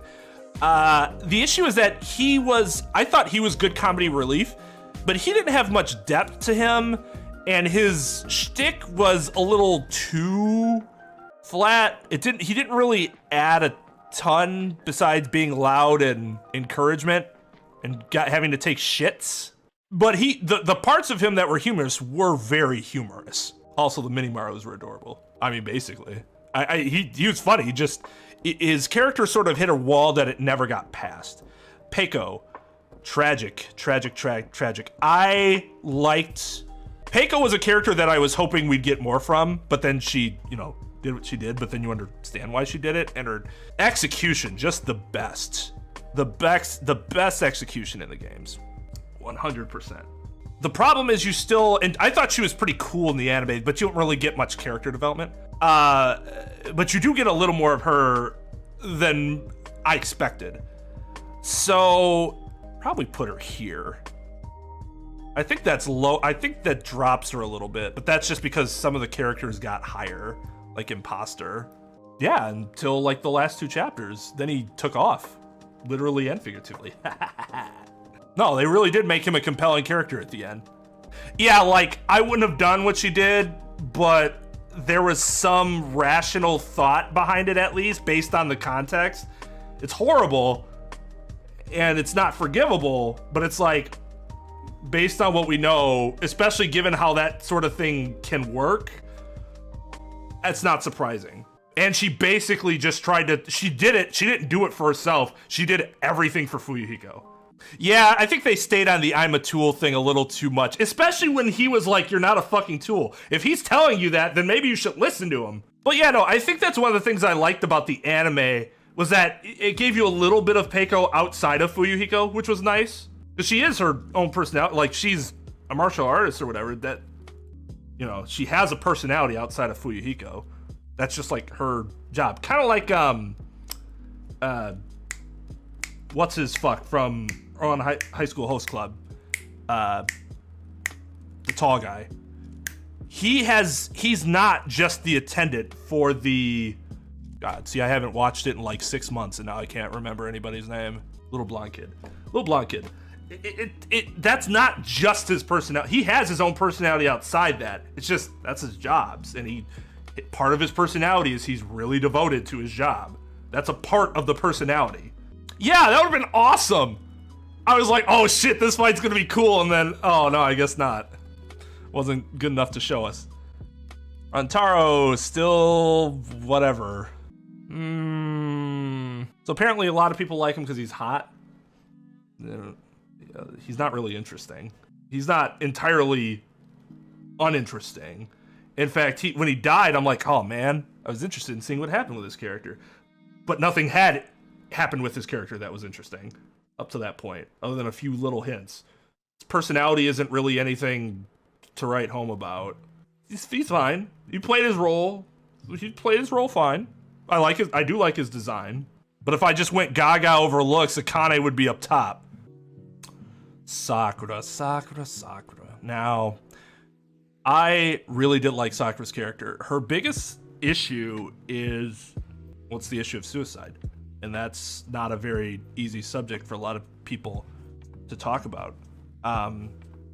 Some people see it as honorable. Some people see it as cowardly. As somebody who's dealt with those types of thoughts before, I have a bias against like thinking of it as in a positive light. I know that's what she saw herself doing. She was trying to stop all the fighting. But really, to me, like, she ran away from it. Because when I had that issue, that's what I was doing. Like, I look back at it and those are exactly my emotions.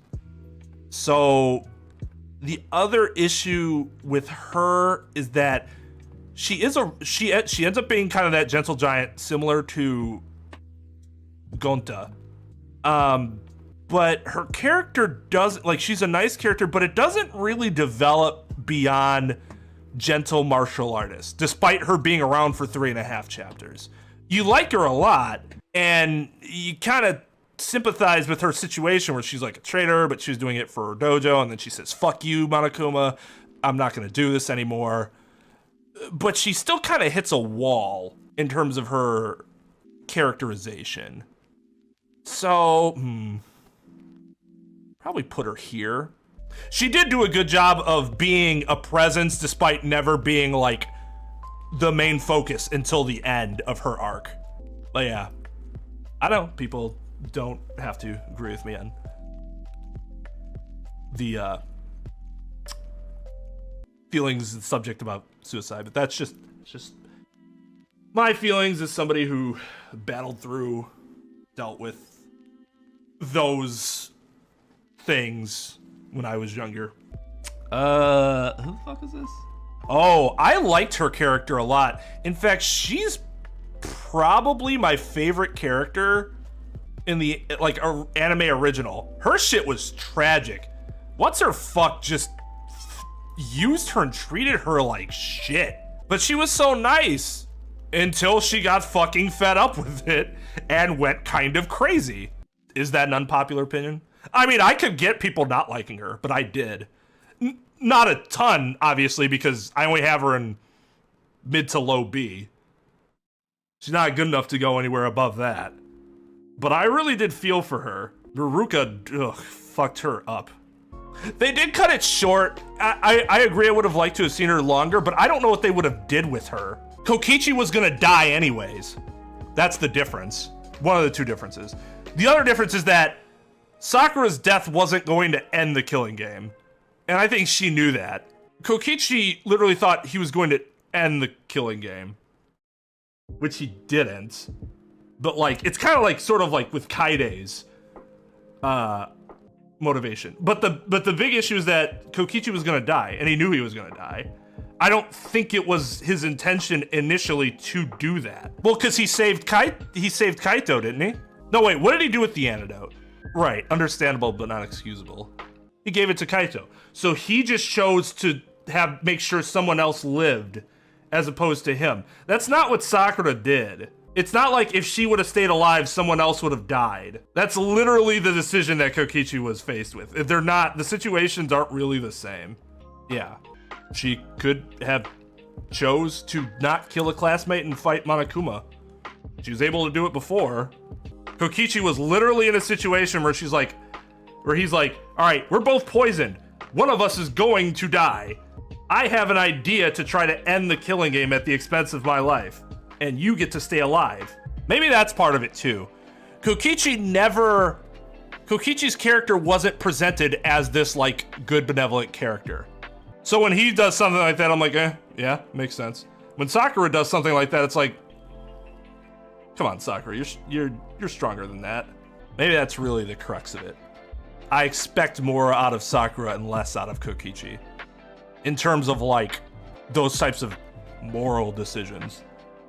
But again, part of her issue is that, I mean, she dies. She just doesn't she could be up here, even with the suicide thing, if she had made that much of an impact, but she didn't. She was never the forefront of anything until the end when she died. Yeah, Shuichi's good. Shuichi's really good. His biggest flaw is that he's really good. I think he resonates the most with the player in terms of like because he's actually not the ultimate detective, to some degree, you feel closer to him than the others. The problem is that it gets annoying because even for us, the average person at some point gets annoyed, like, well, I did, not everyone. So obviously there are people out there that didn't, but I got annoyed with how overly dependent he was on others, especially because the end of chapter 1 was supposed to mark the beginning of this change, but it wasn't steady change, it was lurching change. Take a step forward, take a step back, take a step forward, take a step back. And that just got kind of tiresome after a while. But I mean, that's the biggest character flaw. It's not nearly enough to bump him down from A. Loved his voice acting presentation. I liked how it was different from Hajime and Makoto. Much stronger delivery. Ironic considering, but I just liked his characterization was done really well. Liked his style a lot. Liked his interactions. They gave him, I think, the most meaningful interactions with his classmates than they did for either Makoto or Hajime in terms of at least like canon, this for sure happened interaction. Because I just think Shuichi has more interactions with his classmates. And part of that's the game's just a lot longer, right? But I think they did a better job with him there. And I think part of the reason it was easier to write him that way is because his classmates probably, just like the players did, resonated with his base character a little easier than, say, Hajime, who had, was dealing with an issue that none of the other characters were dealing with. Or Makoto, who just didn't initially fit in with the rest of them, and everybody thought he was just kind of a loser. So, yeah, Shuichi, very good at all these games have great protagonists. They all have great protagonists. When mid-A is your worst antagonist, that's a really good sign for your series. Junko would have been higher if she was just in the first game. I'll say that, in terms of antagonists. I guess that also depends on whether you see Nagito or Koichi as antagonists, which they certainly can be viewed that way. They're not evil, but they tend to go against and provide resistance to the protagonist on a consistent basis. Well, okay, but there is one exception to that rule, Brian. Sonya, in retro, the more I think about Sonya, the more I really like her. I'm not sure. Do I like her more than Fuyuhiko, though? Actually, you know what? Sonya was one of those characters where, in retrospect, I think I enjoyed her more than I thought I did. She's hilarious. Absolutely hilarious. The only problem, well, not the only problem, but I'd say the biggest problem I have with Sonya is that outside of her humor, which she's very good at, the only other thing she really does is try to act as like a Chiaki light, like trying to get people to work together and stuff, but she just isn't very good at it or very convincing of it or very compelling in that role. But her humor is off the charts good. But the difference between her and, say, Mew is that I liked a lot of the other things Mew was bringing to the table. Whereas Sonya, to me, beyond her humor, didn't really have a ton to offer. But her humor was exceptional. I honestly thought Sonya was so trustworthy for most of the game that she wasn't trustworthy. And I think that's probably partly what colored my initial evaluation of her. That's how good she was as an antagonist for me. I understand that Junko's not everyone's cup of tea. I love that sort of ridiculous, over-the-top villainy. And the performance was so well done. She's just a very... That experience was very unique for me. This guy was nothing. He had her, and without her, he literally had no character. Yeah, he's still probably better than the Monokubs. Chihiro's dada was a good dada. We don't get a ton of him, though. Like, we really don't get a lot of him. But he was really helpful. similarity between him and his son was adorable. You knew instantly who he was. Like, that's Chihiro's family member. But he just isn't around long enough. Like here, maybe? Oh, Aoi bro. Very similar. Liked his character a lot. Felt really bad for him when he died. That was fucking tragic. But just not around long enough to really make more of an impact than that. Now here's the exception to that rule. There. Tsumugi sucked. Sucked as the mastermind. She was literally down here. The only thing that put her up here was the fact that she was the mastermind. They were lazy with her her talent until the end, and it was done then just for flair, no actual substance to it. I said this in the other tier list too. If you really wanted to make her an interesting character and still not necessarily make her seem like she's the mastermind, make her a knockoff like protagonist from popular shonen or something for every chapter. So her personality is always a little different. Her presentation's a little different. Every time you see her, like, man, who's she gonna be in the next chapter? I wonder. Obviously, you couldn't make her Goku, but as somebody suggested, you could make her Kugo, or no, what'd they say? Yeah, Kugo, or Ukag. Good Kogu, good old Kogu. That would have been an amazing use of her character. Instead, she's virtually worthless until the end. And in the end, the reveal isn't really anything exciting. Her interactions with the characters aren't menacing in any way or interesting like in Junko's case. Because Junko, like, the thing that makes, like, you can tell Junko has a relationship with these people. Tsumugi has no prior relationship with these people. And you can kind of tell. Because it's all very forced. Yeah, I changed my mind. She's in D. She's just not hero tier. She's just, she adds nothing for most of the game, and then when the big reveal happens, it doesn't feel like a big reveal. It's just like, oh, who cares? And then she interacts with you and she's like, okay, and then I was like, wow, now I really don't care. For me, like, the bigger antagonist was the public, not her. Because I was thinking, like, yeah, viewers, that's kind of fucked up that you would want that. Yeah, we can put her there. Or no, I didn't mean to do that. Do I want to make any alterations?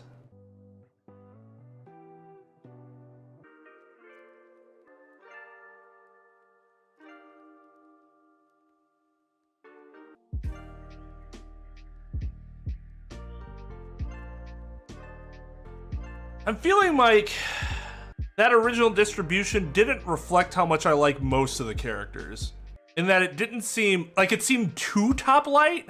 But maybe that's not really the case, because there's really only two bad, I mean, this is average. These are average characters. These are bad characters. Yeah, the third game I thought was really uneven. Or not, no. It's not that it was uneven. It just didn't have a lot of the upper tier characters. Fewer than the others. Part of that is that, like, people like Aoi got additional help because you had an entire anime in addition to the first game. You know what? Fuck it. Fuck it. We're keeping it. The only one I'm really sort of considering moving is putting Monica in A. Just because despite what happens in the anime, she's still a really, she plays her villain role really well in Ultra Despair Girls. Like, I hated her. I think I sat there and let, didn't what's his face slap her like over and over and over again? And I think I just let it happen for like 10 minutes. No, was it Nagisa that did it? But yeah, okay, so that's the one change I'll make, because I do think I think by putting her in B, I'm really not communicating just how well of a villain I thought she was, and putting too much stock in what the anime did, which still just made no fucking sense. And Gundam, Akane, Nagisa, Kuro is high B, yeah. Yeah. So do we want to look at the distribution quick here? Game 1 has 2 double S. I'm not going to count Monokuma. 1 S, 5 A's, 6 A's, 2 B's, 2 C's, 3 D's, and 1 the absolute fucking worst abomination of a character in all of fiction. Game 2 had 1 in double S, 3 in S, 2 in A, 4 in B, well, 5 if you count 1 in C? Am I reading that right? And what, 1D? Yeah, so really interesting thing about game 2. It's not as top heavy as 1, but I think it's significantly more, it's like there aren't as many characters below B. Like most of the cast of 2 is pretty solid or better. Oh, there's 7 in B. Oh, there's 8. Isn't there? Wait. 1, 2, 3, 4, 5, 6, 7, 8, if you count Monami. Yeah, so like B's floor is, we call it something like this, and we're talking about like either making bets or fantasy football, stuff like that. The floor for B is very high, which means for the most part you won't get a lot of shit performances or like shit characters. It's just the ceiling also isn't as high, whereas 1 has a wider, lower floor, higher ceiling. Now V3 is the one I'm really interested in, because I know the anime and Ultra Despair Girls for the most part are gonna have a lot of lower characters, because most of them are shit. 1 in double S, 2 in S, 5 in A, 5 in B. Are there any in C? Oh, 1 in C. God. Okay, it kind of sucks though, because the Monokums are really bringing down the average for V3 here. So 1, 2 in D?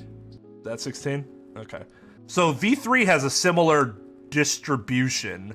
More A's than those in the S ranks, but more A's than some of the B's went to A's, in the same amount of C or belows. So 2 and V3 had much more solid casts, but 1 has the higher top end. It has the most A's, it has the most double S's. I think it has the most if you have 9 from A to double S. 2 has 6, V3 has 8. Yeah, because 2s would be on average like B, or like slightly above B, or like B+. I think 3s would be more like A-. So yeah, that's interesting. I think it also makes sense too. The first game is always gonna be, it might have some of the most compelling characters in the entire series, but it's also gonna have some of the roughest characters. And as they start refining it, the characters should become more consistently good in the following games. The problem with the anime just didn't have a lot of time, so I understand why the characters aren't really all that good, but some of them are just such a, like, who fucking cares? And Ultra Despair Girls was just a different type of game. Smaller cast. The biggest problem is that they just went too far with some of the shit with the kids. Like, if we take out Chapter 3, what's her face is, or that one scene, she's probably mid B, but that's there, and I can't remove that from my mind.